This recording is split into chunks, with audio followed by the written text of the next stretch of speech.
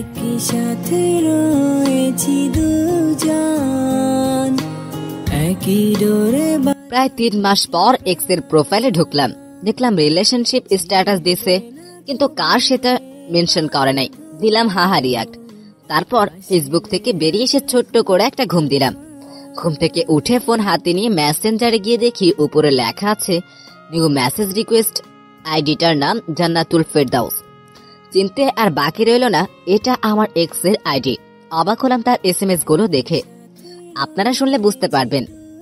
কুত্তা, শুয়োর, বানর, লুচ্চা লম্পট, কুলঙ্গার, হারামজাদা, হারামি, হনুমান, গাঁজাখোর, মদখোর, সিগারেটখোর, পানখোর, পানিখোর, বিড়িখোর, ভাতখোর, নুডলসখোর, যা যা বলা যায় সব বসে। ওই কুত্তা, তুই আমার স্ট্যাটাসে হা দিলি কেন রে? কুত্তার লেজ কি কখনোই সোজা হয় না? আর তুই এতদিন কই ছিলি রে কুত্তা? তোরে একবার পাই তোর হাতটা ভেঙে দিব। আমার পোস্টে হাহা দেওয়া না? বাপরে বাপ, এ কি ডেঞ্জারাস মাইয়ারে বাবা। একটা হাহাতেই এত কিছু। ভাগ্য ভালো যে এর সাথে আমার ব্রেকআপ হয়ে গেছে, নইলে অবস্থা কেরোসিন বানায় দিত। আর তুই আমারে পাইলে তবেই না হাত পা ভাঙবি, না পাইলে কেমনে? বোকা মেয়ে কোথাকার। আমি এসএমএস দিলাম, কে আপনি আর এগুলা কি সব আবল তাবল কথা বলতেছেন? সঙ্গে সঙ্গে রিপ্লাই, কুত্তা, আমরা তুই এখনো চিনতে পারস নাই তাই না? 2 বছর প্রেম করে এখন বলছো আমি কে? Sorry, wrong number. Wrong number মানে? আমি কি তোর সাথে ফোনে কথা বলছি নাকি রে বানর? ও সরি, এত কথা বলিস কেন? যা তুই block. You can not message or call them in this chat and you won't receive their message or calls. এখন কি যে ভালো লাগতেছে ভাই, আপনাদের বলে বোঝাতে পারবো না।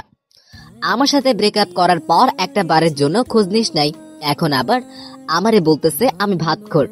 জীবনে তো কিছু খাওয়াস নাই, আমার তাই সারা জীবন খেয়ে গেলি, নাকি 2টা বছর খেয়ে গেলি আর এখন আমাকে খোটা দিচ্ছিস আমি ভাতখোর। কথাগুলো ভাবতে ভাবতে ফোনটা বেজে উঠলো, নাম্বারটা অচেনা। ধরলাম, তারপর উপাস থেকে, ওই কুত্তা, তুই আমারে ব্লক মারলি কেন? শিওর, তাড়াতাড়ি ব্লকটা উঠা বললাম, কথা আছে তোর সাথে। টুট টুট টুট দিলাম ফোনটা কেটে, আর নাম্বারটা দিলাম ব্লক লিস্টে। ওহ কি মজা রে মজা, টানা 2টা বছর জ্বালাইছিস। 3 মাস যাবত তো ভালোই ছিলাম, কি জন্য যে হাহা দিতে গেলাম। ধুর, ভাল লাগে না। টানা 2 বছর জ্বলছি, আর জ্বলতে চাই না। আবারও ফোন আসলো, ধরলাম। প্লিজ ফোনটা কেটো না, তোমার সাথে আমার কথা। টুট টুট টুট আবারও কেটে দিলাম, তোর সাথে। তারপর, প্লিজ ফোনটা কেটো না, তোমার সাথে আমার কথা আছে। কাটবো, তুই কি করবি? তোর সাথে আমার কোনো কথা নাই। ওই, তুই আমারে তুই করে বললি? হ্যাঁ বললাম, তুই কি করবি? কুত্তা, তোর সাহস তো কম না, আমারে তুই করে বলিস? তুই জানিস আমি কে? আইসে, তুই কে? আমি জানি না। তোর কথায় কি আছে আমি সব জানি, আর তুই কে আমি জানি না। কি বললি তুই কুত্তা? কি বলবো আবার? তোরে আমি জানি, তুই কে তাই বললাম। কুত্তা, তার আগে তুই কি বললি? আমার কোথায় কি আছে তুই সব জানোস? আরে ওটা তো কথার কথা বললাম, তোর কথায় কি আছে আমি কিভাবে বলবো? তুই কি জীবনে তোর হাতটা পর্যন্ত ধরতে দিছিস নাকি কুত্তি? তুই আমারে কুত্তি বললি? তুই জানিস আমার আম্মু জীবনে আমায় কুত্তি বলেনি। বানর, শুয়োর, কুত্তা, যা, তোর সাথে আবার ব্রেকআপ। জীবনে আমারে আর ফোন দিবি না, আমার পোস্টে আর হাহা দিবি না। তোর সাথে আবার রিলেশনে জড়াইতে চাইছিলাম, কিন্তু তোর ভাষার জন্য তার হলো না। হারামজাদার ভাষা কি, কুত্তা ফুট। টুট টুট টুট কথায় আছে না, ভূতের মুখে রাম নাম। এর হইছে তাই যে মাইয়া কুত্তা বানর শুয়োর লুচ্চা ছাড়া কথাই বলে না, সে নাকি আমার সামান্য কুত্তি বলার জন্য ব্রেকআপ করলো। ভাবা চাই বিষয়টা। যাই হোক, পরিচয়টা দিয়ে নেই। আমি আজিজ, এবার অনার্স 2য় বর্ষের ছাত্র। আর যার সাথে এতক্ষণ কথা বলছিলাম ও হলো জান্নাত, আমার গার্লফ্রেন্ড। গার্লফ্রেন্ড বললে এখন ভুল হবে, বলতে হবে এক্স গার্লফ্রেন্ড। এবার ইন্টার ফাইনাল ইয়ারে। আপনাদের সাথে কথা বলতে বলতে ফোনটা আবার বেজে উঠল, মেজাজটা আবারও খারাপ হয়ে গেল। জান্নাত মনে করে নাম্বারটা না দেখেই ধরে বলতে শুরু করলাম, ওই কুত্তি, আবার ফোন দিলে কেন? তোর কি লজ্জা নাই? খুব তো বললি আর ফোন দিবি না, সে তো ঘুরে ফিরে আবার আমার কাছেই ফোন দিলি। বেলজ্জা বেপর্দা বেহায়া মহিলা কথাকার। কি আবল তাবল কথা বলিস বাবা? আমি তোর মা বলছি, তুই কি পাগল হয়ে গেলি নাকি রে? ফোনের দিকে তাকিয়ে দেখি, এ মা, এ তো দেখি সত্যি সত্যি আম্মুর নাম্বার। এখন কি বলবো আম্মুরে? আম্মু সরি, আম্মু ভুল হয়ে গেছে। ভুল মানে? তুই আমারে কুত্তি বেহায়া বেপর্দা বললি? আম্মু, আমি সত্যি তোমারে বলতে চাই নাই। তো কারে বলতে চাইছিলি? দাঁড়াও, তোমার সব কিছু বুঝিয়ে বলতেছি। দাঁড়াইতে পারবো না, তুই বল। ওকে তাহলে শোনো। ও ঠিক আছে, বেশি চিন্তা করিস না, সব ঠিক হয়ে যাবে। তা কি জন্য ফোন দিয়েছিলে সেটা বলো। একটা খুশির খবর আছে বাবা, তুই বাড়িতে চলে আয়, তোর ভাইয়ের জন্য মেয়ে দেখতে যাব, 2-1 দিনের মধ্যেই চলে আয়। ওহ আম্মু, কি খবর দিলে গো, ভাইয়ার বিয়ে? আমি কালকে বিকেলের দিকে চলে আসতেছি খুশি হয়ে, কারণ ভাইয়ার বিয়ে হয়ে গেলেই আবার পথ পরিষ্কার। ওকে আয়, সাবধানে আসবি কিন্তু। ঠিক আছে আম্মি, বলে ফোনটা কেটে দিলাম। কাল আগে ভার্সিটি গিয়ে ছুটি নিয়ে আসতে হবে, তারপর বিকেলের দিকে সোজা বাড়িতে। কিন্তু জান্নাতের জন্য খুব খারাপ লাগতেছে, যদিও ব্রেকআপ করে থাকি তবুও তো ভালোবাসি মেয়েটাকে। অভিমানের বশে শুধু ব্রেকআপ করা, ব্রেকআপ করলেও তাও তো মেয়েটাকে একবার করে দেখতে পারি, কিন্তু বাড়িতে গেলে তাও দেখা হবে না। জান্নাতের সাথে আমার পরিচয় আমার বন্ধুর বোনের মাধ্যমে। সেদিন ছিল নাবিলার জন্মদিন, আমিও যাই সেদিন বুলবুলদের বাড়িতে। জান্নাতুলকে সেদিনে প্রথম দেখি, তারপর প্রপোজ, তারপর প্রেম, আর প্রেমের পর ব্রেকআপ। কি একটা জিনিস তাই না? ওকে প্রপোজটা আমি করেছিলাম আর ব্রেকআপটা করলো জান্নাত। পুরোনো দিনের কথাগুলো ভাবতে ভাবতে কখন যে ঘুমিয়ে পড়েছি মনেই নেই। সকালে ঘুম ভাঙলো ফজরের আজানের আওয়াজ শুনে। নামাজ পড়ে এসে সবকিছু গুছিয়ে নিলাম, তারপর খাওয়া দাওয়া করে ভার্সিটি গেলাম। ভার্সিটিতে পৌঁছাতেই এই আজিজ, এদিকে আসো। এর নাম রিয়া, খুবই গা ঘেঁষা একটা মেয়ে। আমাকে নাকি তার খুবই পছন্দ, কিন্তু আমাকে আর জান্নাতকে যখন একসাথে দেখে তখন নাকি তার গা জ্বলে যায়। হ্যাঁ বলো, তবে যা বলবে একটু তাড়াতাড়ি বলবে, আজকে আমার বেশি সময় নেই। তোমার কবেই বা সময় থাকে গো সোনা? আমার কাছে একটু বসতে তোমার কি এমন সমস্যা হয় বলো তো? হাতটা ধরে আর এক হাতের নখ দাঁতে কামড় দিয়ে, এই হাত ছাড়ো বলছি। হাত ধরলে কেন আবার? না ছাড়বো না। ওই সেমরি, যখন তোমার হাত ধরে থাকতো তখন কিছু বলো না, আর আমি ধরলেই দোষ, তাই না?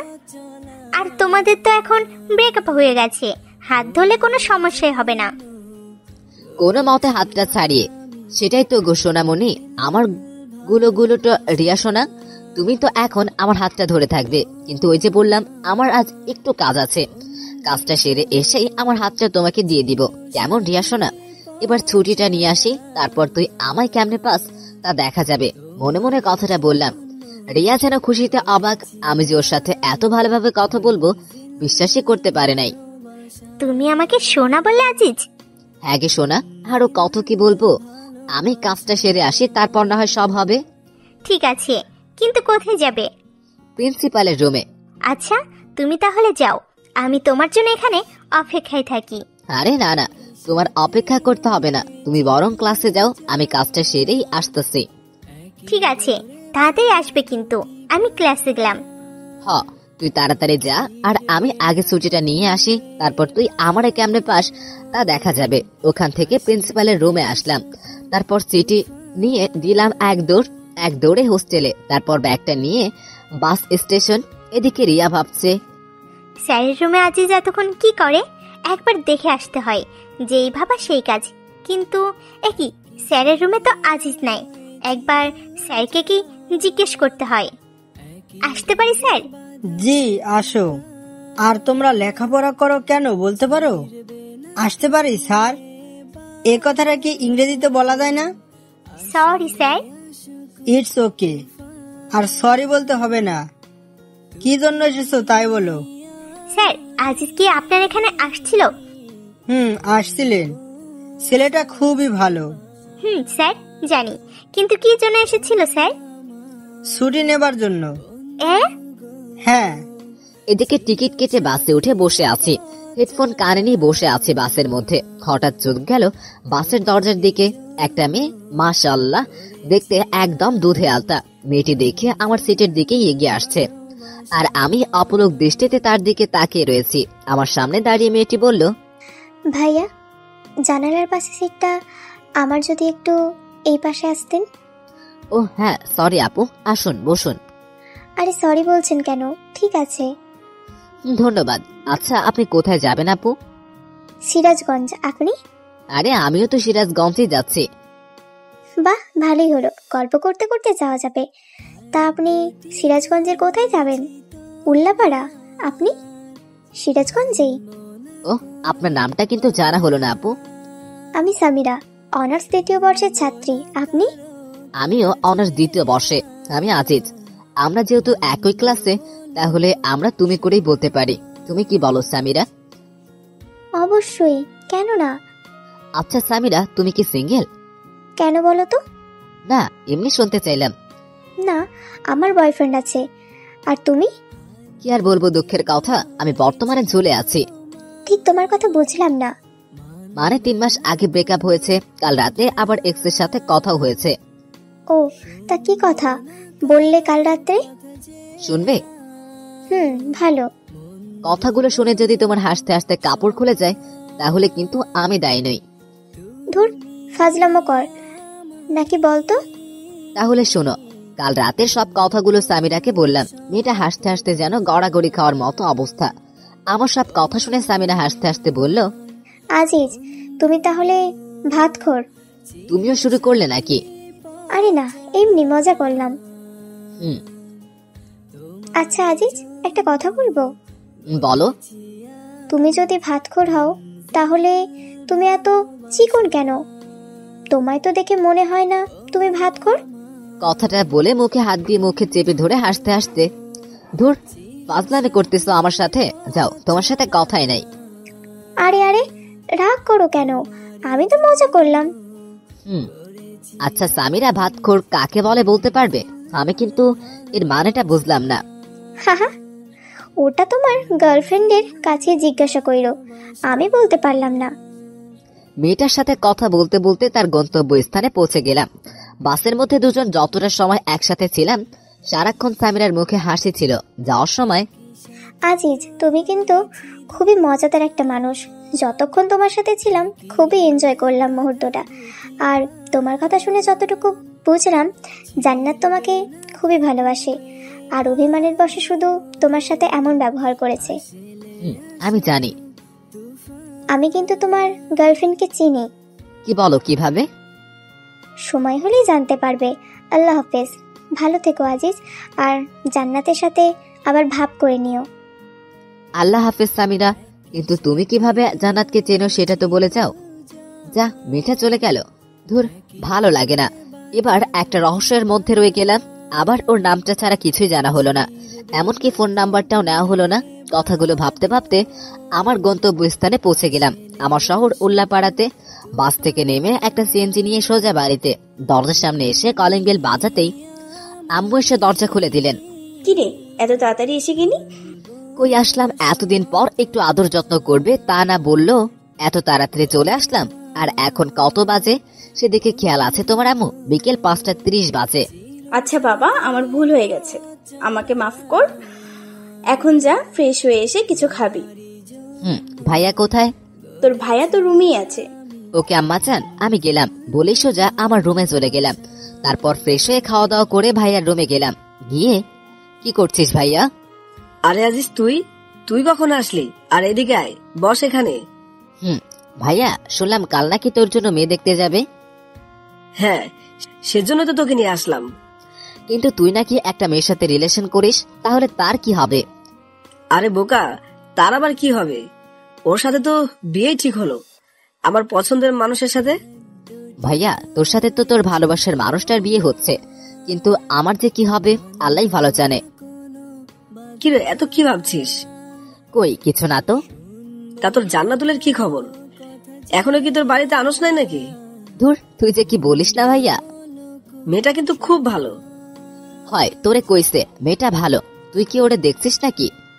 দেখি নাই, তবে কথা বলছি। তুই থাক তোর কথা নিয়ে, আমি গেলাম এখন ঘুমাবো। আবার ডাকতে যাস না যেন। কাল কখন যাবি ভাবিকে দেখতে তাই বল। সকাল 10টার দিকে। ওকে বাই বলেই আমার রুমে চলে আসলাম। সারাদিন অনেক ধকল গেছে, এখন একটু ঘুমাই। হঠাৎ করেই ঘুমটা ভেঙে গেল। টেবিলের দিকে তাকিয়ে দেখি জান্নাত সাজগোজ করতেছে। আমি তো দেখি অবাক। ঠোঁটে হালকা লিপস্টিক, চুলগুলো খোপা করা, পরনে একটা কালো শাড়ি। আমি দেখে যেন মুগ্ধ হয়ে ওর দিকে তাকিয়ে আছে। আমার তাকিয়ে থাকা দেখে জান্নাত বলল, কি দেখো অমন করে? তোমাকে তোমাকে একদম পরীর মতো লাগছে। যা দুষ্টু, ওইভাবে কেউ বলে? আমার বুঝি লজ্জা করে না? আমার কাছে আবার কিসের লজ্জা শোনা? আসো কাছে আসো, আজ তোমার সব লিপস্টিক খাবো। বলে হাত ধরে এক টানে বুকে নিয়ে আসলাম। এই কি করো? দেখো কি করি। বলেই জান্নাতের ঠোঁটে আমার ঠোঁটে চোখ বুজিয়ে ডুবিয়ে দিলাম। কিছুক্ষণ পর, এ কি জান্নাত, তোমার ঠোঁট ভালো ভালো লাগে কেন? কি হলো, কথা বলো না কেন? জান্নাত, তোমার লিপস্টিক পানি পানি লাগে কেন? চোখ খুলে তাকিয়ে দেখি জান্নাত নেই, আর আমার সামনে রয়েছে দেওয়াল। আর ওটা লিপস্টিক না, আমার ঠোঁট কেটে রক্ত বের হচ্ছে। রক্ত দেখে দিলাম এক চিল্লানি। এক চিল্লানিতে পুরো বাড়ি আমার রুমের মধ্যে। কিরে, কি হয়েছে? এত জোরে চিল্লাছিস কেন? এ কি, তোর ঠোঁট কাটলো কেমনে? কিরে, এতখানি কাটলো কিভাবে? সত্যি করে বলো তো, কিভাবে কাটলো? খাটে থেকে পড়ে গেছিস নাকি? এখন এদের আমি কি বলবো? যদি বলি স্বপ্নের মধ্যে জান্নাতকে চুমু দিতে গিয়ে দেওয়ালের সাথে ঠোঁট ঘষেছি, তাহলে তো মান ইজ্জত সব যাবে। আসলে ভাইয়া, আম্মু আব্বু, আমি খাট থেকে পড়ে গিয়েছিলাম। তোমরা তো জানোই আমার ঘুমের মধ্যে এই পাশাপার করার সবার আছে। সাবধানে ঘুমাতে পারিস না? সবাই বিভিন্ন রকমের কথা বলে চলে গেল। উফ, বাঁচলাম। কি একটা কাণ্ড হয়ে গেল বলুন তো।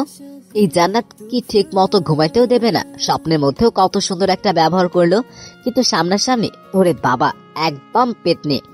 জান্নাত সবার সাথেই ভালো ব্যবহার করে, শুধু আমার বেলায় এমনটা করে কেন বুঝি না। হয়তো ভালোবাসার মানুষটার প্রতি একটু বেশি অধিকার খাটাতে চায়, তাই আমার সাথে এমন করে। কথাগুলো ভাবতে ভাবতে কখন যে ঘুমিয়ে গিয়েছি খেয়ালই নেই। ঘুম থেকে উঠে ফজরের নামাজ পড়ে খাওয়া করে রেডি হয়ে ভাইয়ার জন্য মেয়ে দেখতে চলে আসলাম। তারপর যা দেখলাম, মোটেও তা দেখার জন্য প্রস্তুত ছিলাম না। কারণ তা হলো,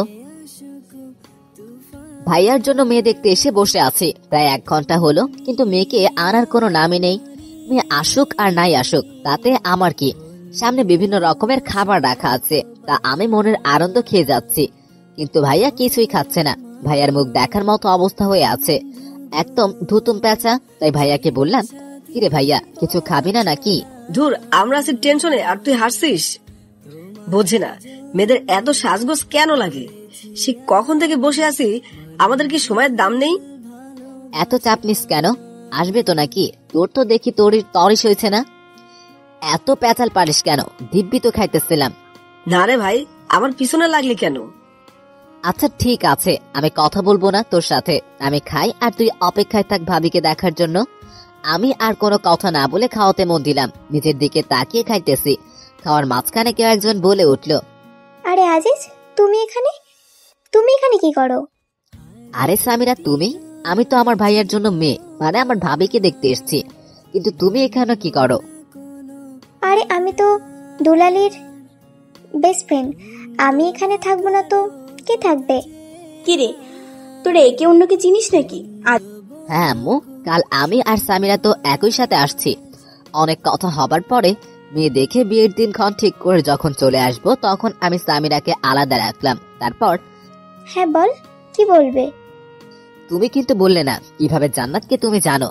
তোমায় তো বললামই, সময় হলে ঠিক জানতে পারবে। তাহলে তুমি বলবে না, তাই তো?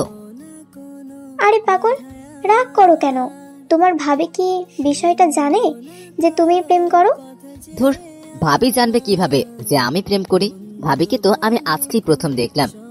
তার মানে তুমি এর আগে তোমার ভাবিকে কখনোই দেখো নাই?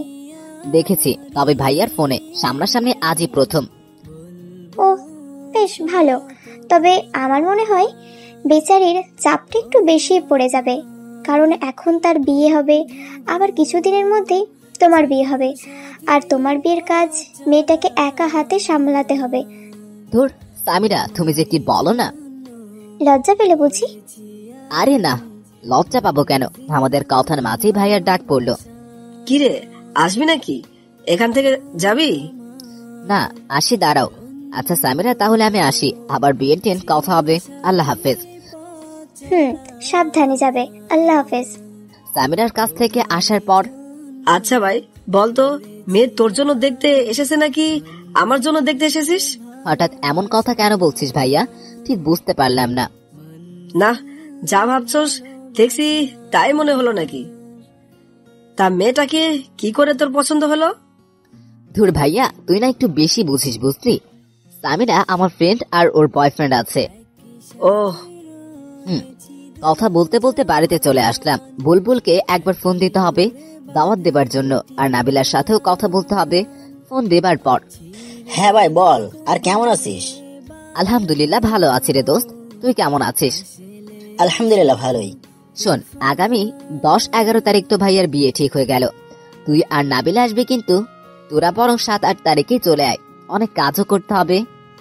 দোস্ত, সে না হয় বুঝলাম, কিন্তু নাবিলা তো মনে হয় যাইতে পারবে না, কারণ 9 তারিখ থেকে ওর পরীক্ষা শুরু হবে। ও, তার মানে তো জান্নাত আসতে পারবে না। আচ্ছা দোস্ত, তাহলে তুই চলে আয়, এখন রাগি। দেখতে দেখতে ভাইয়া বিয়ের দিন চলে আসলো। বাড়ি ভর্তি মানুষ, সবাই যার যার মতো আনন্দ করছে। আমিও বন্ধুদের সাথে আনন্দ করছি, কিন্তু আনন্দের মাঝেও কিছু একটা যেন ফাঁকা ফাঁকা মনে হচ্ছে। আর সেই কিছু একটা হলো জান্নাত। হঠাৎ আমার সামনে সামিরা এসে হাজির, কিন্তু সে একা না, একটা ছেলের হাত ধরে আছে। আমাকে দেখেই ও বলল, হাই আজিজ, কেমন আছো? ভালো, তুমি? আমিও ভালো। আজিজ, এই হচ্ছে আমার ফ্রেন্ড তৌসিফ, তৌসিফ আহমেদ সাওন। আর তৌসিফ, ও হলো আজিজ। তোমাকে তো বলেছি সবর বিষয়ে। হ্যালো ভাইয়া, কেমন আছেন? ভালো আছি ভাই, কিন্তু আমার মনে হয় তুমি ভালো নেই, তাই না? সামিরার কাছে যতটুকু জানা যায় তোমার বিষয়ে সবকিছু শুনলাম। তুমি তো সেই বিখ্যাত সবখোর। ভাইয়া, সবই কপাল। তা তোমার তাকে তো দেখতে পাচ্ছি না। ভাই আসে নাই নাকি? আসলে ভাইয়া, তার তো এক্সাম চলছে, তাই আসতে পারে নাই। এভাবে সামিরা ও তার বয়ফ্রেন্ডের সাথে বলে বিয়ের আসরে চলে আসলাম। বিয়ের সব কাজ সম্পন্ন করে ভাবিকে নিয়ে আমাদের বাড়িতে চলে আসলাম। 7 দিন পর খাবার টেবিলে। আজিজ, একটা কথা ছিল। হ্যাঁ ভাবি, বলো। ভাই, তোমার একটা কাজ করতে হবে। আরে ভাবি, এইভাবে বলছে কেন? বলো, তোমার জন্য আমার ভাইটা কি কাজ করতে পারে? আসলে ভাই, আমার বোনটা আজকে আসবে আমাদের এখানে, তোমার তাই একটু স্টেশনে যেতে হবে। ঠিক আছে ভাবি, তোমার চিন্তা করতে হবে না, আমি গিয়ে নিয়ে আসবো। কিন্তু ভাবি, তোমার বোনকে তো সেদিন বিয়েতে দেখলাম না। ওর তো এক্সাম চলছিল, তাই বাড়িতে আসতে পারে নাই। এখন সোজা আমাদের এখানে আসবে। ওহ, তা ভাবি, তোমার বোনের নামটা কি? জেসমিন। ঠিক আছে। ভাবির সাথে কথা বলে রুমে এসে ঘুমিয়ে বিকালের দিকে স্টেশনে গেলাম। অনেকক্ষণ হলো দাঁড়িয়ে আছি, শালার ট্রেন আসার নামই নেই। তাই স্টেশনের একটা বেঞ্চে বসে পড়লাম। কিছুক্ষণ পর একটা ট্রেন থামলো, আর ট্রেন থেকে নেমে দেখলাম একটা মেয়ে আমার দিকেই আসছে। মেয়েটাকে দেখে মনে হচ্ছে খুবই পর্দাশীল একটা নারী। পরনে একটা কালো বোরখা, হাতে হাত মোজা, পায়ে পা মোজা, মাথাটা বোরখার কালো কাপড় মানে হিজাব দিয়ে ঢাকা। আমার সামনে এসে মেয়েটা, আপনি কি আজিজ? কিন্তু আপনাকে তো ঠিক চিনলাম না। আমি জেসমিন, আর আপনি আমার বিয়ান, তাই না? বেআইন? আমি আপনার বেআই, কিন্তু বেআইন সাহেব, আপনি আমায় চিনলেন কেমন করে?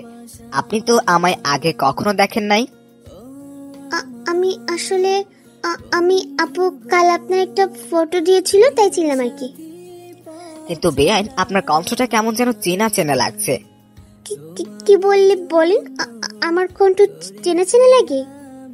আরে বেআইন, এমন মজা করলাম, আপনি 10টা না 5টা না, একটা মাত্র বেআইন, তাই মজা করলাম। মাইন্ড করলেন নাকি? না না, মাইন্ড করবো কেন? আমরা কি এখানে দাঁড়িয়ে থাকবো, নাকি আমাকে আপনাদের বাড়িতে নিয়ে যাবেন বিআই মশাই? ওহ হ্যাঁ, চলুন চলুন। চলুন। তারপর বেআইনকে নিয়ে বাড়িতে চলে আসলাম, আর ভাবিকে বললাম, ভাবি, এই নাও তোমার আমানত, সশরীরে নিয়ে এসছি। ভাই, ধন্যবাদ। স্বাগত। শোনো, আমি এখন আবার ঘুমাবো, রাতে কিছু খাবো না, আবার ডাকতে যেও না যেন। বলে রুমে গিয়ে দিলাম ঘুম। সকালে বুকের উপরে কিছু একটা ভারী ভারী অনুভব করলাম। মনে হচ্ছে কেউ একজন আমার বুকের উপরে মাথা রেখে শুয়ে আছে। চোখ খুলে তাকিয়ে দেখি, এ কি, এ তো জান্নাত। জান্নাত কিভাবে আমার রুমে আসলো, আর আমার বুকে মাথা রেখে শুয়ে আছে কেন? নাকি আমি আবার সেদিনের মতো স্বপ্ন দেখছি? হয়তো স্বপ্নই হবে। সেদিন স্বপ্ন জান্নাত মনে করে দেওয়ালের সাথে কি একটা কাণ্ড হয়ে গেল। ভাবতেই কেমন গা কেমন করে ওঠে। কিন্তু যদি এটা মানুষ না হয়, তবে এত ভারী ভারী লাগে কেন? হাতে একটা চিমটি কেটে দেখলাম, না, এটা তো স্বপ্ন না, সত্যি এটা জান্নাত। একবার ধাক্কা দিয়ে দেখি কে এটা। এই মেয়ে, ওই ওঠ। কি হয়েছে? ধাক্কাও কেন? ওই, তুমি এখানে কি করো, আর আমাদের বাড়িতে আসলে কেমন করে? জান্নাত চোখ খুলে তাকিয়ে দেখে সে আমার বুকের উপরে শুয়ে আছে। অমনি লাফ দিয়ে ওঠে, আমি তো আসি তোকে মারার জন্য। মুখে কিছুটা রাগী ভাব এনে বুঝলাম আমাকে মারতে এখানে আসছো, কিন্তু আমার বুকের উপরে কি করো? আমি তো রুমে এসে দেখি তুই ঘুমিয়ে আছিস, তাই কিছু বলি নাই। কারণ আমি যাকে মারি সামনাসামনি মারি, আমি কি ভীতু নাকি? তাও বুঝলাম। তুমি ভীতু না, কিন্তু আমাদের বাড়িতে আসলে কেমন করে তাই বলো। কাল তো তুই নিজেই আমাকে নিয়ে আসলি। কি বলো? আমি কখন তোমাকে নিয়ে আসলাম? কাল বিকালে। ধুর, ফাজলামো করো নাকি আমার সাথে? কাল বিকালে কোথায় থেকে তোমাকে নিয়ে আসলাম? কেন, স্টেশন থেকে? আরে কাল তো আমি আমার ভাবির বোনকে স্টেশন থেকে নিয়ে আসছি। তোমাকে কখন আনলাম? তোর ভাবির বোনই আমি। কিন্তু ভাবি যে বললো তার বোনের নাম জেসমিন। তো কি হয়েছে? তোমার নাম তো জান্নাত, জান্নাতুল ফেরদৌস। জেসমিন আমার ডাক নাম, ওই নামে শুধু আপুই ডাকে। তার মানে এক্স গার্লফ্রেন্ড এখন আমার বিয়াইন? ওই কুত্তা, তুই যে আমার এক্স ছিলি বা তোর সাথে যে আমার কোনো সম্পর্ক ছিল, এটা যেন আপু না জানতে পারে। শুধু আপু না, কেউ যেন জানতে না পারে। হয়, আমার তো আর খেয়ে দিয়ে কাজ নাই যে তোর মতো একটা পেতনি আমার গার্লফ্রেন্ড ছিল এটা সবাইকে বলে বেড়াবো। কুত্তা, তুই আমায় কি বললি? আমি পেতনি? ভুল কিছু তো বলি নাই। দাঁড়া কুত্তা, আজ তোর একদিন কি আমার একদিন।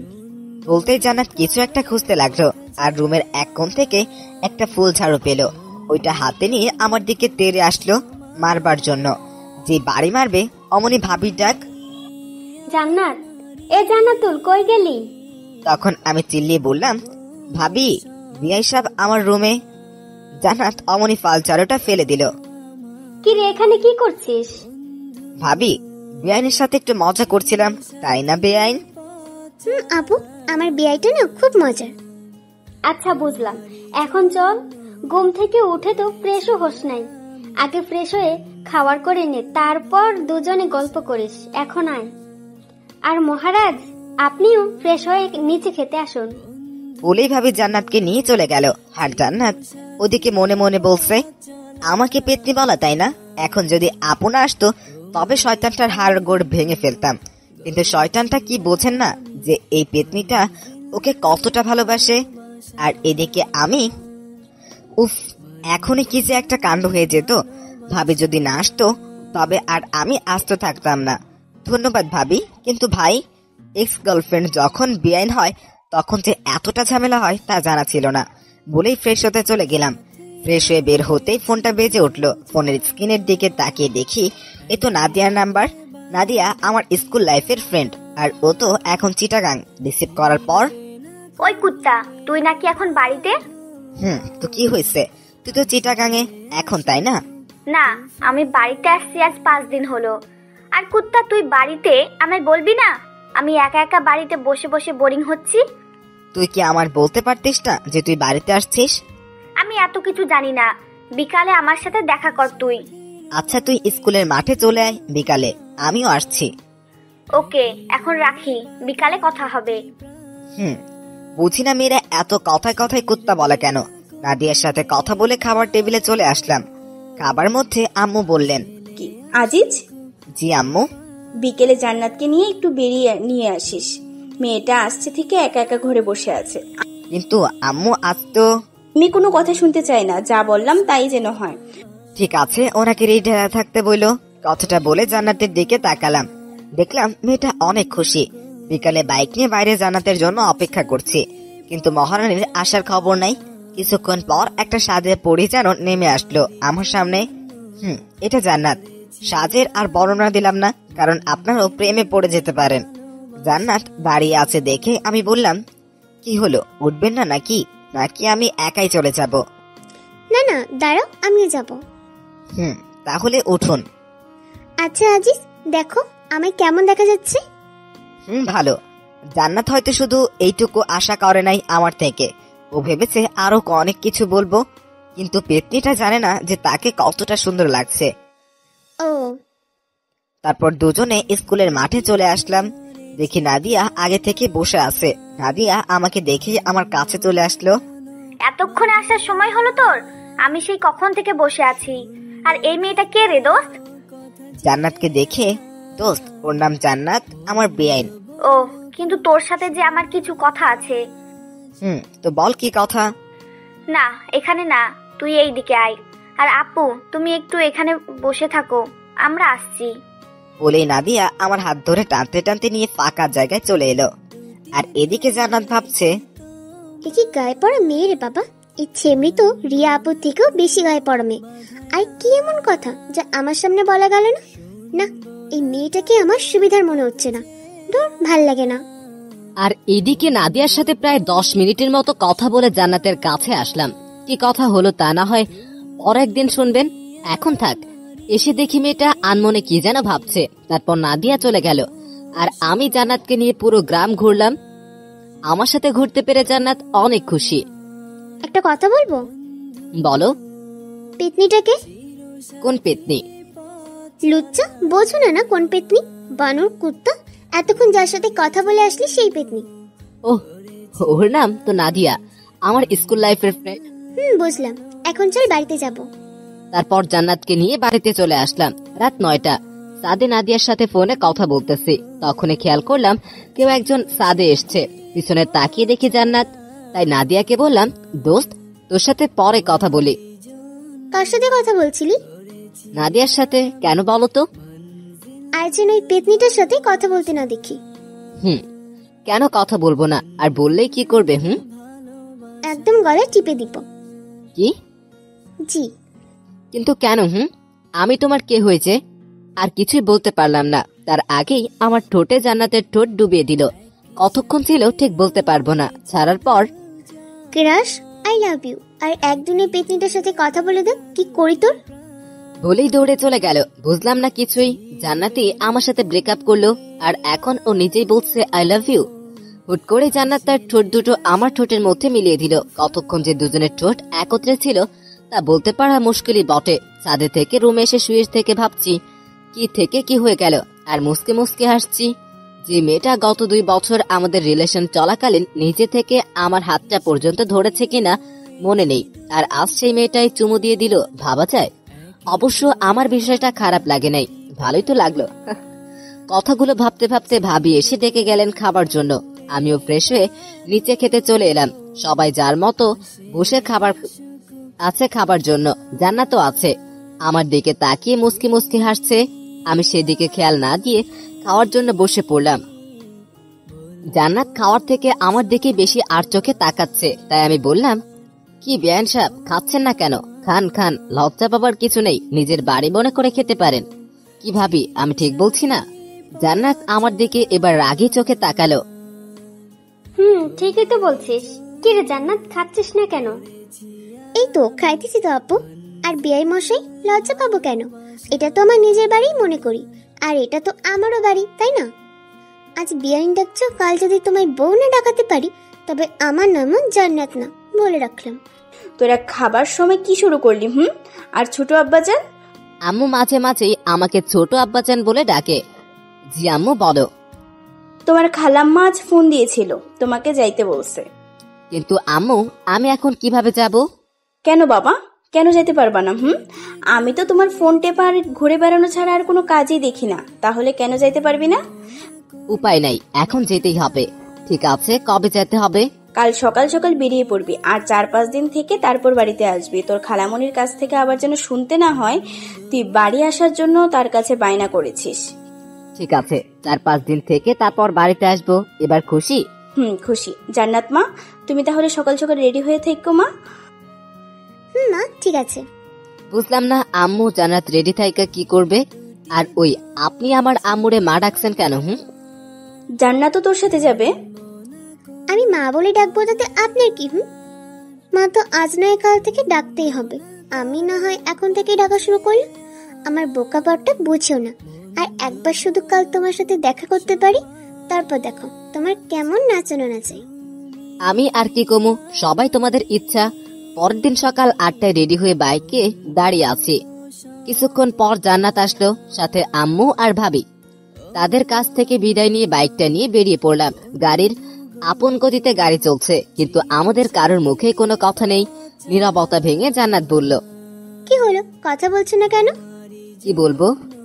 কেন, আমার সাথে বলার তোমার কোনো কথা নেই? আছে তো অনেক, কিন্তু কিছুই মনে পড়ছে না। ফাজলামো করো নাকি? ধুর, ফাজলামো করতে যাব কেন, যা সত্যি তাই বললাম।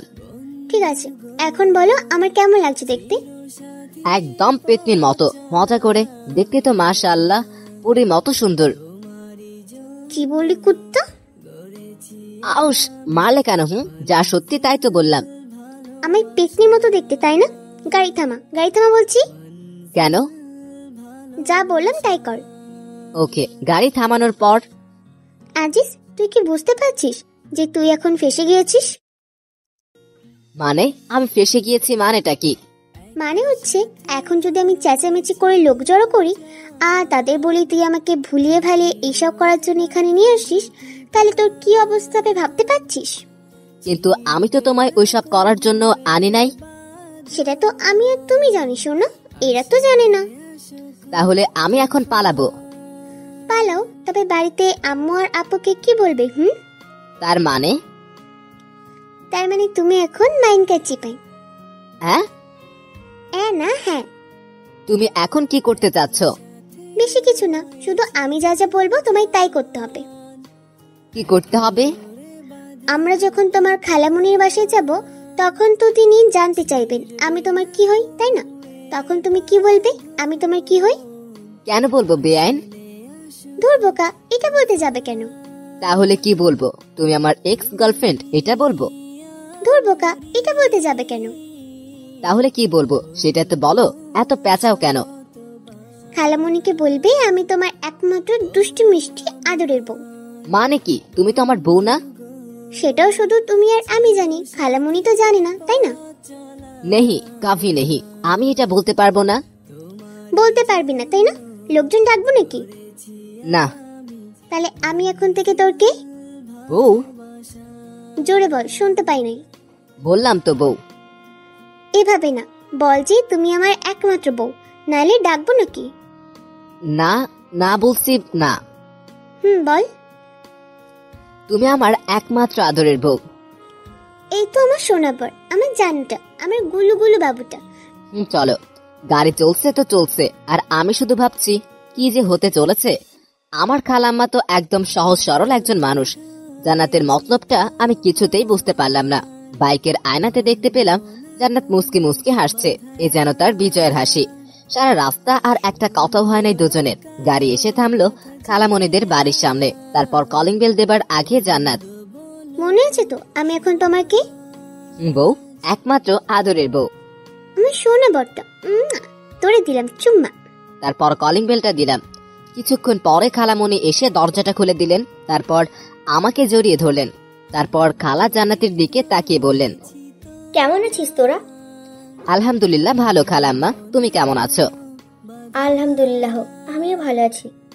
ও নিশ্চয়ই আমাদের বৌমার বোন, তাই না? জি খালাম্মা, তাছাড়াও আমার একটা পরিচয় আছে। কি গো, বললে না কেন? বলো। আরো একটা পরিচয় মানে? সেটা কি? না মানে খালাম্মা, জান্নাত জান্নাত আমার বউ। কি, তোমরা বিয়ে করে নিলে আর আমাকে জানালে না? খালামণি, আমরা যে বিয়ে করেছি এটা কেউ জানে না। এমনকি আমাদের এখনো বাসরটাও হয় নাই। কত শখ ছিল আমার বরটার সাথে বাসর করব, তা এখনো হয়ে ওঠেনি। কান্না ভেজা কণ্ঠে মাইয়ার বলে কি, এখানে আবার বাসর কই থেকে আসলো? কি করতে চাচ্ছে জান্নাত? আমি তো কিছুই বুঝতে পারছি না। প্রথমে বিয়ে না করেই আমার বউ হয়ে গেল, আর এখন বলছে বাসরের কথা। আল্লাহ রক্ষা করুন আমাকে, কোথায় যে ফেসে যাচ্ছি নিজেও তো বুঝতে পারছি না। কি, তোরা যে বিয়ে করেছিস বাড়িতে কেউ জানে না? না গো খালামণি, কেউ জানে না। আজিজ বলল খালামণি নাকি অনেক ভালো, আর তোমার কাছে আসলে নাকি তুমি সবকিছু সমাধান করে দিবে। তাই তো তোমার কাছে আমরা চলে আসলাম। তোরা চিন্তা করিস না, আমি সব ঠিক করে দেব। আর আজিজ, তুই বিয়ে করবি আমাকে একবার বলতে পারতি, আমি কি না করতাম না কি রে বাবা? তুই জানিস না তোর খালুমণি তোকে কতটা ভালোবাসে। আমার কতটা ইচ্ছে ছিল তোর বিয়ের কাজ আমি নিজে হাতে করব, তা তুই করতে দিলি না। খালামণি, তুমি কি এখন আমাদের কথা শুনবে নাকি ভিতরে ঢুকতে দিবে? আর আলিফকে তো দেখছি না, ও কোথায়? আলিফ আমার খালাতো ভাইয়ের নাম। ওই ভেতরে আয়। আর তোর ভাই তো কলেজে গেছে, তোরা আলিফের রুমে গিয়ে বসে বিশ্রাম নে, আমি ততক্ষণে তোদের রুমটা গুছিয়ে নিই, কেমন? ঠিক আছে খালামণি, আর আলিফ আসলে আমার কাছে পাঠিয়ে দিও।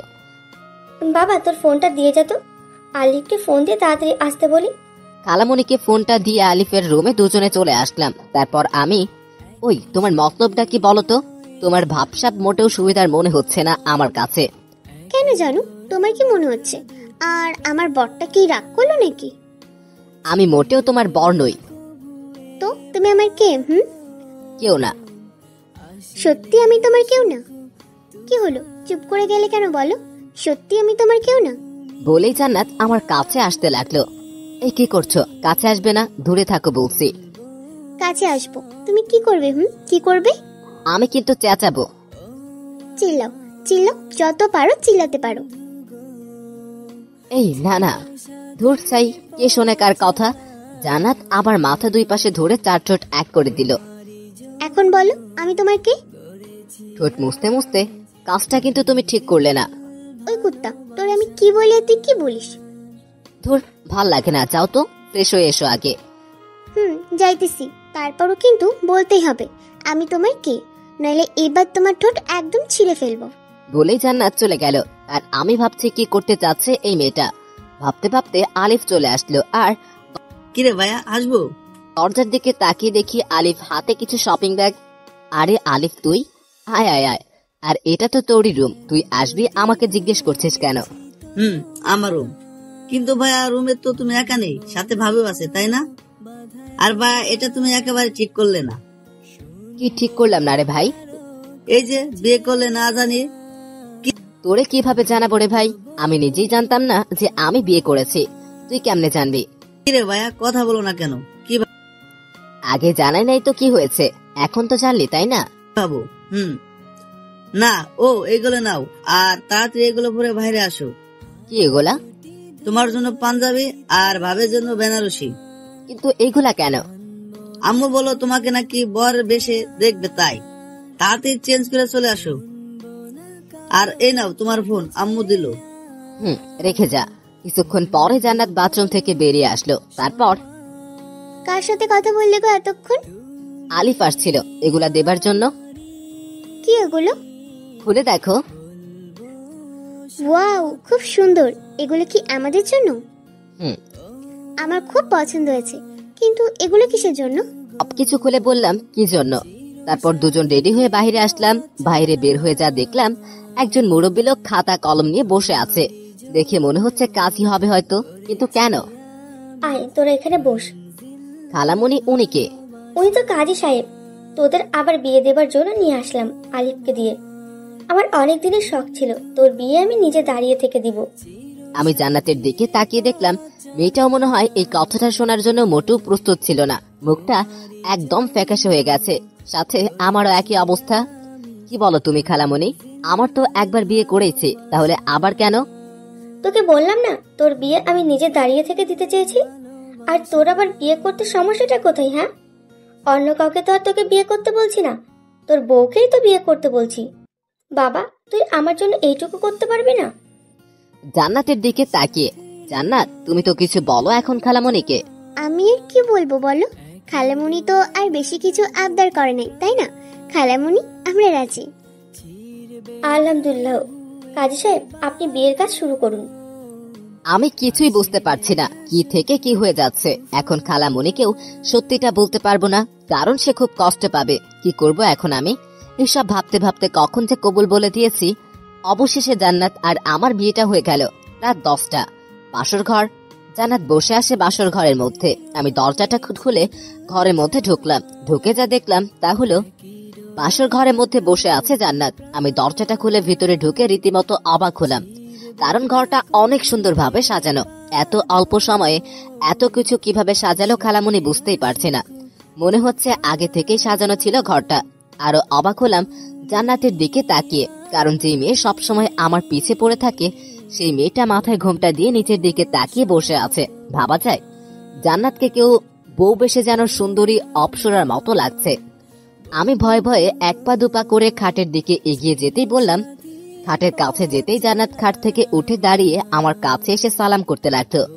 আমি তার 2 বাহু ধরে দাঁড় করিয়ে বললাম, এই কি করো? তুমি এখন আমার স্বামী, সো এটা এখন আমার অধিকার। শুধু অধিকার নয়, বিয়ের রাতে স্বামীর পা ধরে সালাম করা প্রত্যেকটা স্ত্রীর কর্তব্য ও আমাদের সমাজে নিয়ম। তাই আমাকে তুমি এটা থেকে বিরত রাখতে পারো না। কি আর করা, এই মেয়ের সাথে কথায় পারা খুবই মুশকিল। তারপর জান্নাত আবার আমার পা ছুঁয়ে সালাম করে নিল। তারপর, তোমার কি অজু আছে? না থাকলে করে আসো, আমরা 2 রাকাত নামাজ আদায় করব। আমি উজু করে আসছি, তোমার আছে? আছে। আসো তাহলে আমরা নামাজ আদায় করে নিই। জান্নাত 2টা জায়নামাজ বিছিয়ে দিল, আমিও জান্নাত দুজনে নামাজ আদায় করে নিলাম। তারপর নামাজ শেষ করে জান্নাত আবারও গিয়ে বিছানাতে বসে পড়ল। আমি আমার টুপি ও পাঞ্জাবিটা খুলে বিছানার দিকে এগিয়ে যেতে লাগলাম। বিছানার কাছে যেতেই জান্নাত একটা বালিশ হাতে নিয়ে আমার দিকে ঢিল মেরে দিয়ে বলল, একদম বিছানার দিকে আসবে না। কেন? অবাক হয়ে, কি হলো আবার মেয়েটার? কারণ তুমি ওই সোফায় গিয়ে ঘুমাবে আর আমি এই বিছানায় ঘুমাবো। বুঝলাম না, তুমি বিছানায় ঘুমাবে আর আমি সোফায় ঘুমাবো? কিন্তু কেন? আমাদের তো বিয়ে হয়ে গেছে, আমরা এখন স্বামী স্ত্রী, তাহলে একসাথে ঘুমালে সমস্যাটা কোথায়? কারণ আমি তো আর একা না, তাই না? তোমার তো অনেক বান্ধবী আছে। ভার্সিটিতে রিয়া আপু, তারপর দেখলাম নাদিয়া নামের ওই পেতনি, আর এখন সামিরা আপু তোমার কথা বলে, তার সাথে আমার যখনই কথা হয়। কি বলো এগুলা? তুমি জানো আমি কত কষ্টে সেদিন রিয়াকে ফাঁকি দিয়ে আসছি। রিয়াকে যদি ভালোই বাসতাম তাহলে কি আর তাকে এইভাবে অবহেলা করতাম? সে না হয় বুঝলাম, কিন্তু নাদিয়া আর সামিরা আপু, তুমি সেদিন নাদিয়ার সাথে কি কথা বললে যা আমার সামনে বলা যেত না? এই কথা এটা সেদিন জিজ্ঞেস করলেই তো বলে দিতাম। এর জন্য আমার পাগলিটা অভিমান করে আছে। সেদিন বলো নাই তো এখন বলো। একদম মিথ্যা কথা বলবে না, তাহলে কিন্তু। আচ্ছা শোনো তাহলে, নাদিয়া আমার স্কুল জীবনের বান্ধবী, আর তোমার বেস্ট ফ্রেন্ডের ভাইয়ার গার্লফ্রেন্ড। ঠিক বুঝলাম না। আমার বেস্ট ফ্রেন্ড তো নাবিলা, আর নাবিলার ভাই তো বুলবুল ভাইয়া। তার মানে নাদিয়া আপু বুলবুল ভাইয়ার গার্লফ্রেন্ড। মাই ডিয়ার বউ, তোমার আর আমার মধ্যে যেমন মনোমালিন্য হয়েছিল, ঠিক তেমনি ওদের মধ্যেও একই অবস্থা হয়েছিল। তাই আমি তাদের সবকিছু ঠিক করে দিলাম। আর তুমি তো জানোই তোমার সামিরা আপুর বয়ফ্রেন্ড আছে, তাহলে? আর সামিরা আমার একজন ভালো ফ্রেন্ড, বুঝতে পারলে বউ? বলেই বালিশটা হাতে নিয়ে সোফার দিকে যেতে লাগলাম আর বললাম, তাহলে আমি কি এখন সোফাতেই ঘুমাবো? কেন? তুমি তো বললে আমি যেন বিছানাতে না যাই। আমি কখন তোমাকে বললাম? এইমাত্র বললে। ও বুঝতে পারছি, তুমি তো আমায় ভালোই বাসো না, তাই তো সোফাতে ঘুমাতে যাচ্ছ, তাই না? বুঝি তো, সব বুঝি। ওহ, এখানেও আমার দোষ হয়ে গেল, তাই না? নিজের কাঁধে কখনোই দোষ দিবা না। আমার বর থাকতে আমি কেন দোষ নিতে যাব? হয়েছে, আমার বরটার আর মন খারাপ করে থাকতে হবে না। আসো সোনামুনি, তোমায় একটু আদর করে দিই। বলেই এক লাফে সোজা জান্নাতের কোলে মাথা রেখে শুয়ে পড়লাম, আর জান্নাত আমার মাথায় হাত বুলিয়ে দিতে লাগলো। আচ্ছা জান্নাত, ধরো যদি আমি সত্যি ওদের একজনের সঙ্গে প্রেম করতাম, তাহলে কি করতে? তোমার মাথার সব চুলগুলো ন্যাড়া করে দিতাম, হাতটা ভেঙে দিতাম, আর নাকি ঘুষি মেরে নাক ফাটিয়ে দিতাম। ওরে বাবা, এত কিছু করতে? তখন তো আমায় কেমন বাজে দেখা যেত। তখন তাতে আমার কি? তখন তো সবাই বলতো, দেখ দেখ জান্নাতের বরটাকে কেমন বাজে দেখা যায়। বলতো, কিন্তু কেউ তো তোমায় আর আমার থেকে আলাদা করতে পারতো না। বা, তোমার মাথায় তো সেই লেভেলের বুদ্ধি। তা আমায় কি এখন অমন করবে নাকি, যাতে আমার দেখে কেউ নজর না দেয়? না, তা করব না। তবে এমন কিছু করব যাতে করে কেউ তোমার উপর নজর দিলেও তোমার নজর যেন তাদের উপর না পড়ে। সেটা কিভাবে? আমার বেবি লাগবে, একদম ফুটফুটে কিউট বাচ্চা, যাতে তুমি তার কথা চিন্তা করে হলেও আমাদেরকে ছেড়ে না যাও। বলে কেঁদে দিল আমার বুকের উপরে মুখ লুকিয়ে। ধুর পাগলি, তোমাকে ছাড়া আমি বাঁচবই না, ছেড়ে যাও তো দূরের কথা। জান্নাতুলকে জড়িয়ে ধরে তার কপালে একটা চুমু দিয়ে কথাটা বললাম, সত্যি তো কখনো আমাকে ছেড়ে যাবে না তো? নেহি বউ, কাভি নেহি। তারপরও আমার বেবি লাগবে, আর আজকে থেকেই মিশন শুরু করব আমরা। আজকে থেকেই? তাহলে দেরি কেন, চলো লেগে পড়ি, আমাদের মিশন স্টার্ট করি, কি বলো? যা দুষ্টু। ইস, আমার বউ তো দেখি লজ্জায় পায়। আসো, আরো কাছে আসো বউ, আর লজ্জা পেতে হবে না। আসো, আমাদের মিশনটা স্টার্ট করা যাক। বলেই জান্নাতের ঠোঁটে আমার ঠোঁট ডুবিয়ে দিলাম। ধীরে ধীরে আমরা একে অন্যের মাঝে হারিয়ে যেতে লাগলাম। সবকিছু জানতে চাহিয়া লজ্জা দিবেন না। আমাদের মিশন কমপ্লিট, এখন ফরজ গোসলটা করতে হবে। আমরা এখন যাই, ফরজ গোসলটা সেরে আসি, কেমন? গোসল শেষে করে দুজনেই আবার রুমে এসে শুয়ে পড়লাম। আমি বালিশে মাথা রেখে শুয়ে আছি, আর জান্নাত আমার বুকের উপরে মাথা রেখে শুয়ে আছে। আমি জান্নাতকে বললাম, জান্নাত, আই বউ, শোনো না। বলো না। আমরা কি সত্যি সত্যি বিয়ে করে নিয়েছি? কি বলো এগুলো? বিয়ে করে মিশন কমপ্লিট করে এখন বলছো আমরা কি সত্যি সত্যি বিয়ে করেছি? আমার না বিশ্বাসই হচ্ছে না যে আমরা মিশনটা পর্যন্ত কমপ্লিট করে ফেলেছি। কি থেকে কি হয়ে গেল, তাই না? জি না, আমি চেয়েছি বলেই বিয়েটা হলো, বুঝলে? তার মানে তুমি এই সিচুয়েশনটা না পড়লে বিয়ে করতে না? করতাম কি করতাম না সেটা নয় কাল সকালেই জানতে পারতে। হুম, এখন ভালো ছেলের মতো তোমার এই পেতনি বউটাকে শক্ত করে জড়িয়ে ধরে ঘুমাও তো, অনেক রাত হয়ে গেছে। বউ, তুমি শুধু আমার পেতনি বউ না, আমার দুষ্ট মিষ্টি আদরের বউ। হয়েছে, আর পা মারতে হবে না, নাও এবার ঘুমাও। আমি আর কথা না বলে জান্নাতকে দু বাহুদ্বয়ের মধ্যে আগলে নিয়ে তার কপালে একটা ভালোবাসার পরশ এঁকে দিলাম। জান্নাত আমার বুকের উপরে মুখ লুকিয়ে ঘুমিয়ে পড়লো।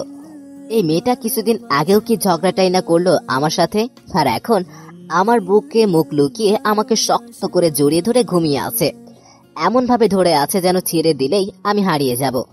ঘুমন্ত পুরীটাকে বুকের সাথে আরো শক্ত করে জড়িয়ে নিয়ে আমিও ঘুমের দেশে পা বাড়ালাম। সকালে নাকের মধ্যে কেমন যেন সুরসুরি অনুভব করলাম। সাথে সাথে হাঁচি দিয়ে চোখ খুলে তাকিয়ে দেখি জান্নাত আমার পাশে বসে হাসছে। অনেক রাগ হলেও তার হাসিতে যেন আমি আবারও তার প্রেমে পড়ে গেলাম। জান্নাত হাসতে হাসতে বলল, এই যে মিস্টার বর, ঘুম ভাঙলো তাহলে? ফজরের আজান যে হয়ে গেছে সেদিকে খেয়াল নেই। ওঠো ওঠো, তাড়াতাড়ি উঠে ফ্রেশ হয়ে ওযু করে আগে নামাজ পড়ে নেন, তারপর নয় আবার ঘুমাইন। আর একটু ঘুমাই না বউ, তারপর নামাজ আদায় করে নেই। না না, তা হচ্ছে না, ওঠো বলছি। তারপর উঠে নামাজ আদায় করে এসে জান্নাতকে আবারও বুকে নিয়ে ঘুমিয়ে গেলাম। কিছুক্ষণ পরে মনে হলো কেউ যেন দরজায় ঠকঠক করছে। কে? ভাইয়া, আমি আলিফ। আর কতক্ষণ ঘুমাবে? এবার তো উঠো, আম্মু খাবার জন্য ডাকছে তো। খালামুনিকে বলো আসছি। তুই এখন যা তো ভাই, 5 মিনিট লাগবে আমার। তারপর আলিফ চলে গেল। আমি জান্নাতকে নিয়ে দরজা খুলে বের হলাম। তারপর যা দেখলাম তার জন্য মোটেও প্রস্তুত ছিলাম না, কারণ আমার সামনে দাঁড়িয়ে আছে আম্মু, আব্বু, ভাইয়া আর ভাবি। আমি তাদের দেখে একদম থ হয়ে গেলাম। এরা এখানে কিভাবে আসলো? আমি ভয়ে ভয়ে আম্মুর দিকে তাকিয়ে বললাম, আম্মু বিশ্বাস করো আমরা কিছুই করি নাই। আর আম্মু, আমি এসব করতে চাই নাই। এই জান্নাত আমাকে ব্ল্যাকমেল করে এইসব বলতে বাধ্য করেছে।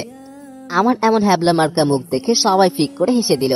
আর জান্নাত গিয়ে আম্মুকে জড়িয়ে ধরলো। কি হচ্ছে সব? আমরা সব আগে থেকে জানতাম রে গাধা। অমন মুখ বানিয়ে আছিস কেন? জানতে মানে কি জানতে তোমরা? তোর সাথে যে এই বিয়েটা হলো তা আমারই প্ল্যান ছিল, তোকে তোর খালামনির বাড়িতে আসতে বলা। আর জান্নাত যে তোকে ব্ল্যাকমেল করেছে সেটাও আমার প্ল্যান ছিল। কি বলছো এগুলো আম্মু? তোমার প্ল্যান ছিল মানে? তোমরা বললে কি আমি জান্নাতকে বিয়ে করতাম না, আর এগুলা কেন করলে? আমি তো তাই বুঝতে পারছি না। তুই আমাদের ভুল বুঝছিস, আগে কথাটা শুন। ধুর, তুমি থাকো তোমার ভুল বোঝাবুঝি নিয়ে। আমায় কেউ বিরক্ত করবে না।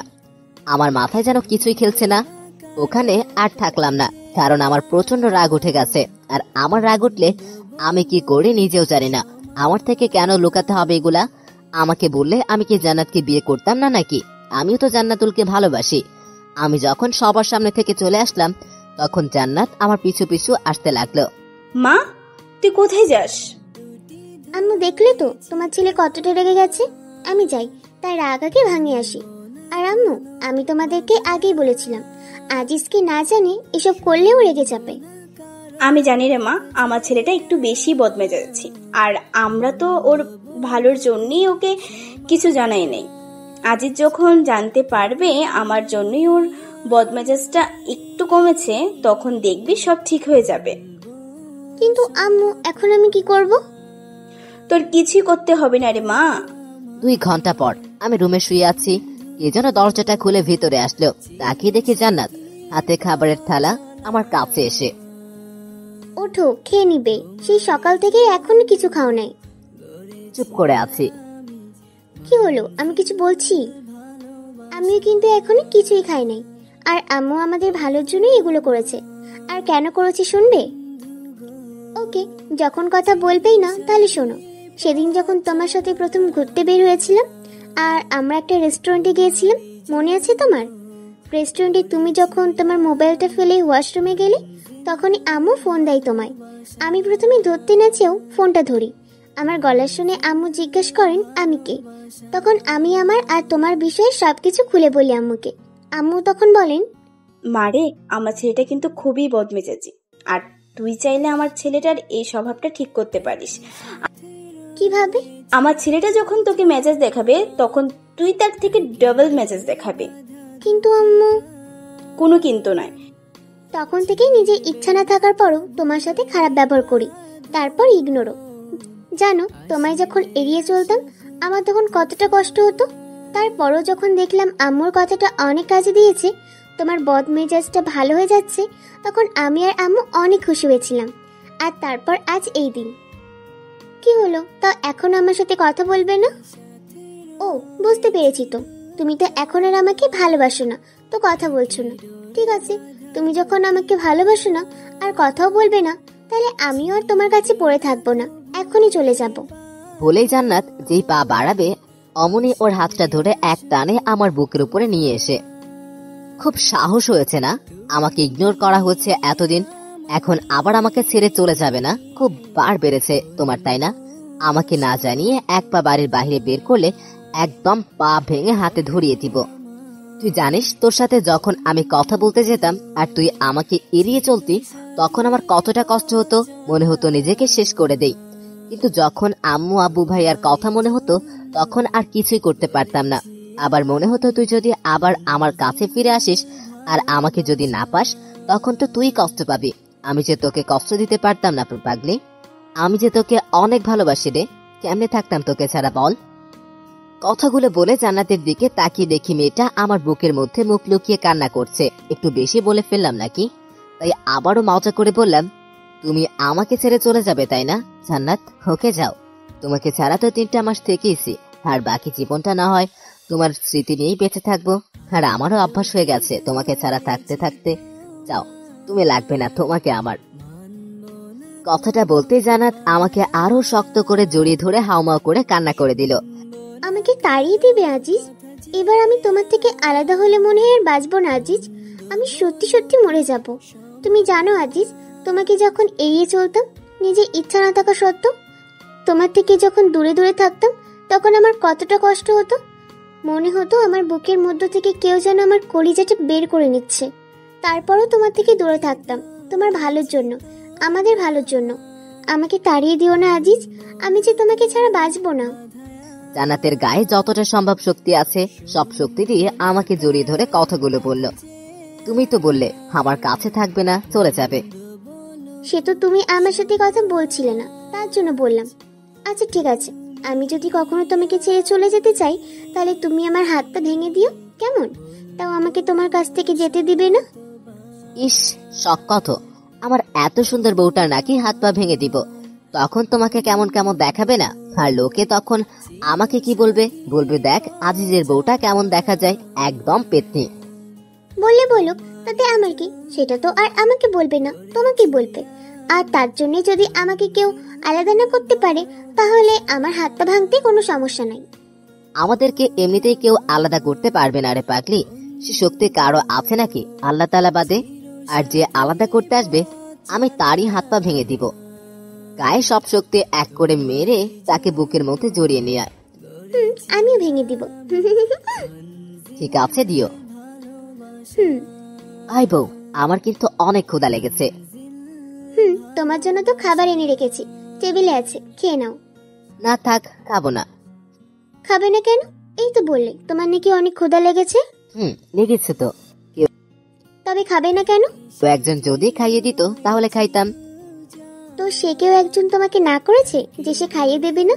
বললেই তো হয় তুমি আমার হাতে খাবে।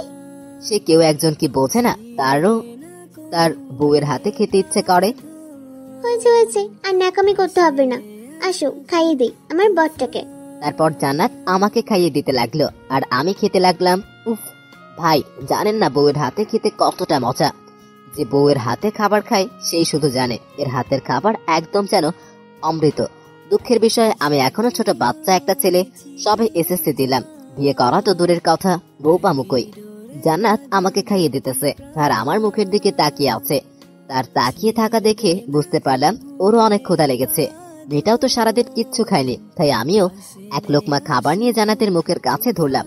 সাথে সে তার মেয়েটা খাবার মুখে নিয়ে নিল, যেন সে এই অপেক্ষাতেই ছিল আমি কখন তাকে খাবার খাইয়ে দেই।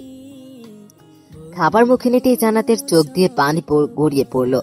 এটা কোনো দুঃখের পানি দেখলাম না, এটা যেন রাজ্য জয়ের আনন্দের চোখের পানি। সবাই বউ চায় তার স্বামী তাকে একটু কেয়ার করবে, একটু ভালোবাসবে।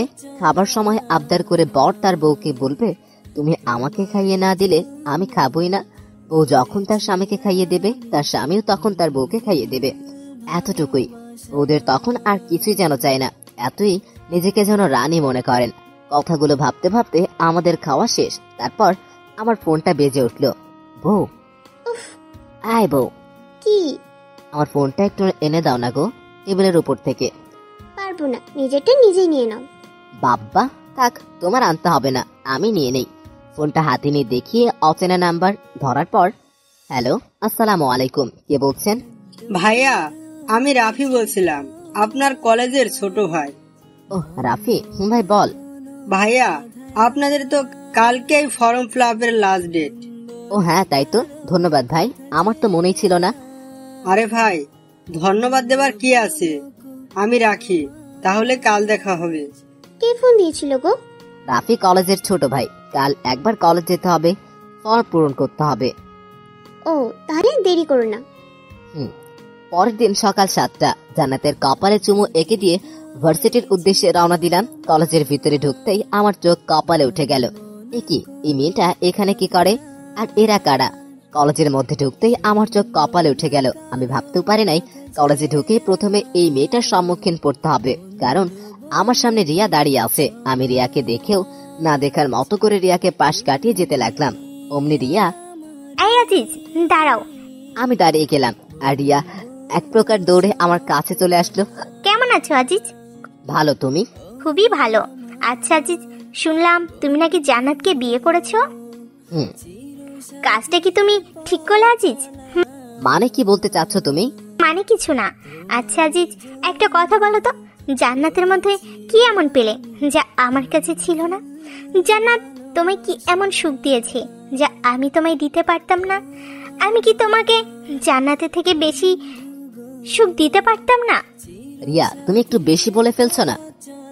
বেশি বলিনি আজিজ, তুমি হয়তো জানো না, এই কলেজের শুধু স্টুডেন্টরা আমার জন্য পাগল না, অনেক স্যারও আছে যারা আমার জন্য পাগল, আর আমি শুধুই তোমার জন্য পাগল।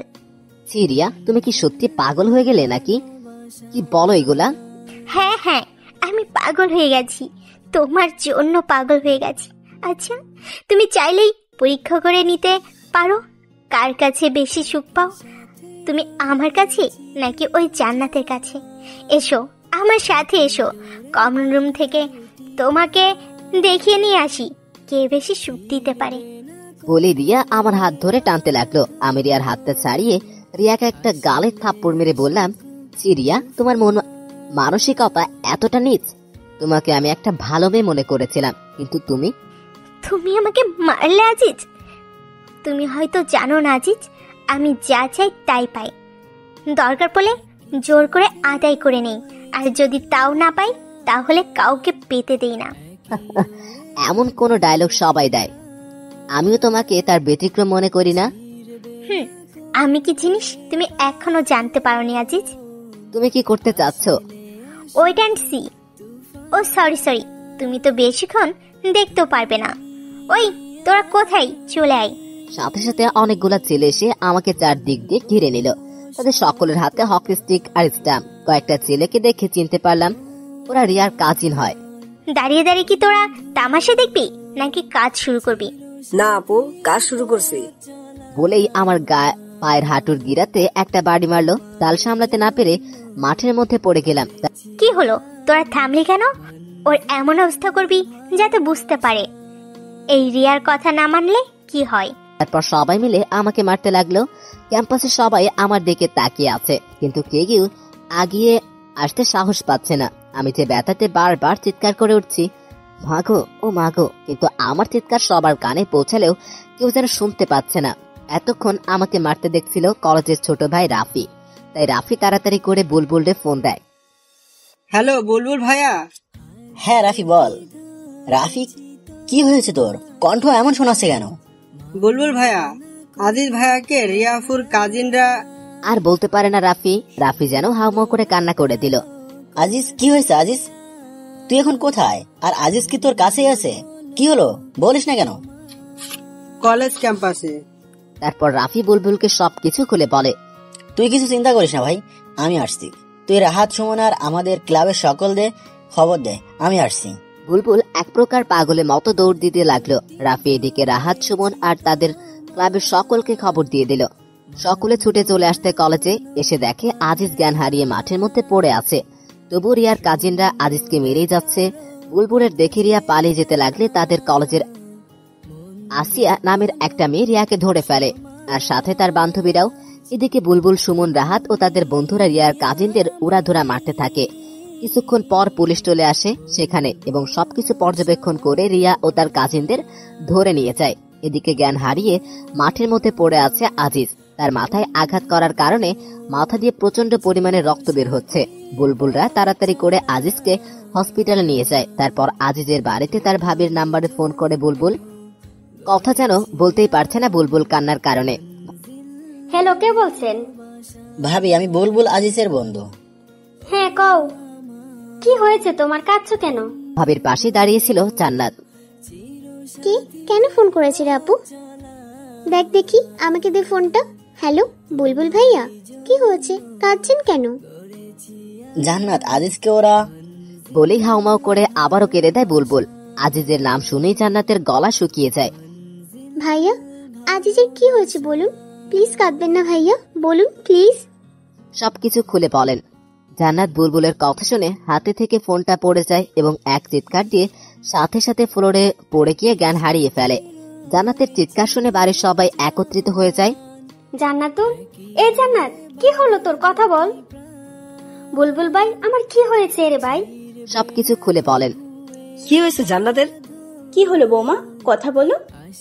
সব খুলে বলার পর কেউ আর এক মুহূর্ত দেরি করে না। জান্নাতে অজ্ঞান অবস্থাতেই তাদের সাথে করে হসপিটালে নিয়ে যায়। আজিজকে আইসিইউতে চিকিৎসা করা হচ্ছে। জান্নাত এরও জ্ঞান ফিরে এসছে। জান্নাত হসপিটালের এক কোণে বসে কান্না করে যাচ্ছে। জান্নাত যেন পাগল হয়ে গেছে, কি করবে কিছুই ভেবে পাচ্ছে না। সবাই অধিক আগ্রহ নিয়ে পায়চারি করেই যাচ্ছে কখন ডাক্তার বের হবে। প্রায় ঘন্টাখানেক পরে ডাক্তার বেরিয়ে আসলো। জান্নাত ডাক্তারকে দেখে দৌড়ে তার সামনে গিয়ে দাঁড়িয়ে পড়লো। জান্নাতের সাথে রাহাত, বুলবুল, সুমন ও আজিজের পরিবারের সবাই ডাক্তারকে ঘিরে নিল। ডক্টর, আমার বরটা কেমন আছে ডক্টর? ও ভালো আছে তো ডক্টর? আমার বরটার কিছু হয় নাই তাই না ডক্টর? বলুন ডক্টর, বলুন। পাগলের মতো হাউমাউ করে কান্না করতে করতে কি আসলে আসলে করছেন, বলুন না ডক্টর, আমার আজিজের কিছুই হয় নাই, বলুন। জান্নাত ছোট বাচ্চাদের মতো এমন ভাবে আবদার করছে যেন ডাক্তারের মুখে বললে সবকিছু ঠিক হয়ে যাবে। ডাক্তার বুলবুলের সামনে আসে। ডাক্তার বুলবুলের ছোটবেলার বন্ধু। কি হলো দোস্ত, কথা বলিস না কেন? আমরা যথাসাধ্য চেষ্টা করেছি রে দোস্ত, কিন্তু কিছু করতে পারলাম না। আজিজকে খুব খারাপ ভাবে মারা হয়েছে। ওর হাত পায়ে সেরা সেরা বেশি মারা হয়েছে। আর সব থেকে যেটা খারাপ হয়েছে তা হলো মাথায় বাড়ি মারার কারণে ওর মস্তিষ্কে সজোরে আঘাত এনেছে। ডাক্তারের কথা শুনে জান্নাত আবারও জ্ঞান হারিয়ে ফেলেন। তাই আমাদের হাতে আর কিছু করার নেই রে দোস্ত। দোস্ত, আজিজের জ্ঞান কি ফিরেছে? না, আর 24 ঘন্টার মধ্যে আমরা জ্ঞান ফেরার কোনো সম্ভাবনা দেখছি না। আর আজিজ যে অবস্থাতে এখন আছে তাতে ওর সেন্স ফিরতে 24 ঘন্টা বা 1 বছর আবার নাও ফিরতে পারে। মানে আমি তোদের বোঝাতে চাচ্ছি আজিজ এখন কোমাতে চলে গেছে। ডাক্তারের কথা শুনে জান্নাত আবারও জ্ঞান হারিয়ে ফেলেন। সবাই মিলে জান্নাতকে নিয়ে আবারও ব্যস্ত হয়ে পড়ে। জান্নাতকে একটা কেবিনে নিয়ে রাখা হয়। জান্নাতের পাশে বসে আছেন জান্নাতের বোন। আজিজকে দেখার জন্য তার পরিবারের সবাই ব্যস্ত হয়ে পড়েছেন, কিন্তু ডাক্তার বারণ করে দিয়েছে 24 ঘন্টা না যাওয়া পর্যন্ত রোগীকে কোনো প্রকার বিরক্ত করা যাবে না। এদিকে জান্নাতের প্রায় ঘন্টাখানেক পরে জ্ঞান ফিরে। জ্ঞান ফিরতেই আজিজ আজিজ বলে চিৎকার করে ওঠে। আপু, আমার বর কই রে? ওর কিছু হয় নাই তাই না রে আব্বু? ওই ডক্টরটা খুব বাজে তাই না রে আব্বু? আমার বরকে নিয়ে কিসব বাজে কথা বলছিল। আমি আমার বরের কাছে যাব, আমাকে নিয়ে চল না রে আব্বু। বলেই জান্নাত শোয়া থেকে উঠে বসে পড়ে। তুই শান্ত হ বোন, আজিজের তো কিছুই হয় নাই তাই না? আজিজ এখন ঘুমিয়ে আছে, ওকে তো এখন বিরক্ত করা যাবে না।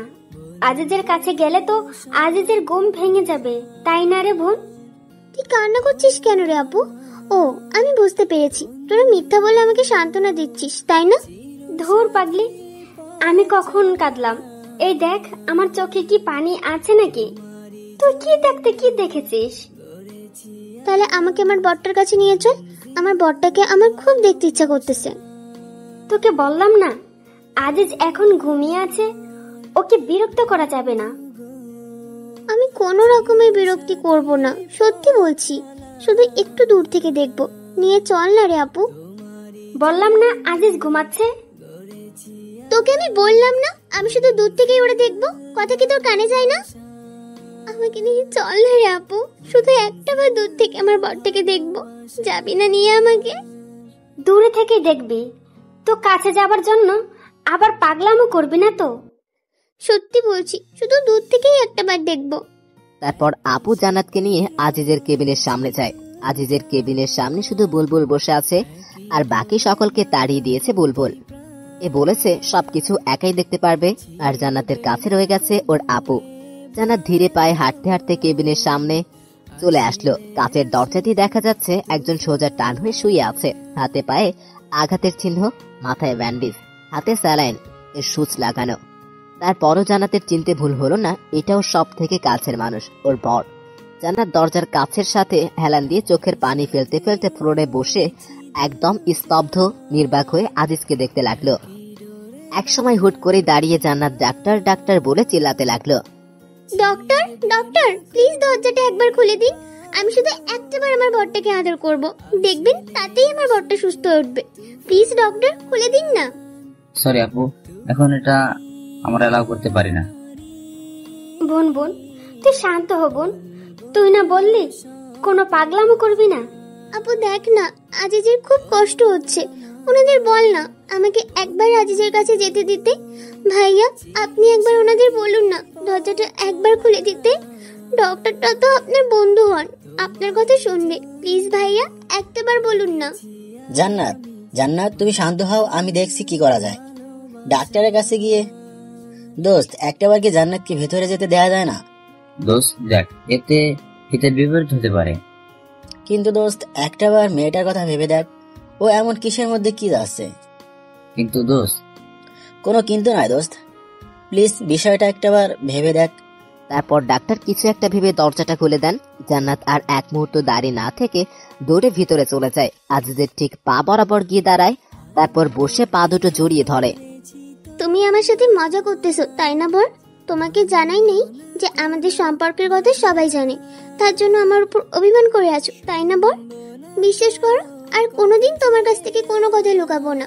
প্লিজ একটাবার কথা বলো, একটাবার তোমার ওই মুখ দিয়ে বলো না আমাকে যে তুমি আমার একমাত্র দুষ্টি মিষ্টি আদরের বউ। আমাকে বলো না আমার পেতনি বউ। কি বলবে না? দেখো এই পেতনিটা না খুব কষ্ট হচ্ছে, তুমি বলতে এই পেতনিটাকে তুমি কখনোই কষ্ট পেতে দিবে না, তাহলে কেন এই পেতনিটাকে কষ্ট দিতেছো? তুমি না সত্যি খুব স্বার্থপর একটা মানুষ। কাল রাতেই না বললে আমাকে ছেড়ে কোনোদিন কোথাও যাবে না, আমাদেরকে আলাদা করতে পারবে না, যে আমাদের আলাদা করতে আসবে তারই হাতটা ভেঙে দিবে। তাহলে কেন আমাকে একা রেখে নিজেই চলে যাচ্ছ? বলো না, কথা বলো বর। তুমি আমার সাথে কথা না বললে কি হবে? আমি তোমাকে ছেড়ে কোথাও যাচ্ছি না, এই বলে দিলাম। আর আমি তো তোমার সাথে সবসময় কথা বলেই যাব, তুমি আমার সাথে কথা বলো আর নাই বলো। 5 মাস পর আজিজ এখনো সেই আগের মতনই আছে। জান্নাতের সাথে আর কোনো কথা বলে না, কিন্তু জান্নাত সব সময় আজিজের পাশেই থাকে আর সারাটা দিন ওর সাথে বকবক করেই যায়। এদিকে জান্নাতের আম্মু আজিজের আম্মুকে বলেছেন, বেআইন একটা কথা বলবো? জি বেআইন বলেন। এতে আবার জিজ্ঞেস করতে হবে কেন? বেআইন দেখেন আজিজ এইভাবে পড়ে আছে, কম দিন তো হলো না। আর যে কথাটা বলতে চাইছি আপনি নিশ্চয়ই বুঝতে পেরেছেন। আমার মেয়ে জান্নাত, ও তো একটা ভবিষ্যৎ বলতে কিছু আছে তাই না বেআইন? এভাবে আর কতদিন চলতে দেওয়া যায় আপনিই বলুন। সেখানে দাঁড়িয়েছিল জান্নাতের আপু। আম্মু তুমি কি বলছো এইসব? বৌমা উনি তো ঠিকই বলেছেন, আমার ছেলেটা তো আর ভালো নেই, আর জান্নাতেরও তো একটা ভবিষ্যৎ আছে, তাই আমার ছেলের জন্য তো আর জান্নাত এর ভবিষ্যৎটা নষ্ট করতে পারি না। মা আপনি আম্মুর কথায় কিছু মনে করবেন না। আর আম্মু তুমি যা তা ভাবছো তো, কিছুই হচ্ছে না। না মা, তা হয় না। বেআইন চলেন আমরা এক্ষুনি হসপিটালে গিয়ে জান্নাতকে সব বুঝিয়ে বলবো। তারপর সকলে মিলে হসপিটালে চলে আসেন। এসে দেখে জান্নাত আজিজের গা মুছিয়ে দিচ্ছে। জান্নাত সকলকে দেখে, আরে আম্মু আপু তোমরা তোমরা কখন এলে? এই তো মা, মাত্রই এলাম। তুই কি করেছিলি রে মা? দেখো না আম্মু, তোমাদের ছেলেটার নাকি অনেক গরম ধরেছে, তাই ওর গাটা মুছে দিচ্ছিলাম। জান্নাতের কথা শুনে আজিজের আম্মু মুখ চেপে কান্না করে দেন। আরে আম্মু, তুমি কাঁদছো কেন? দেখো না আমি কি কখনো কাঁদি নাকি? কই মা, এই দেখো আমি একদম কাঁদছি না। মারে, তোকে একটা কথা বলি। বলো।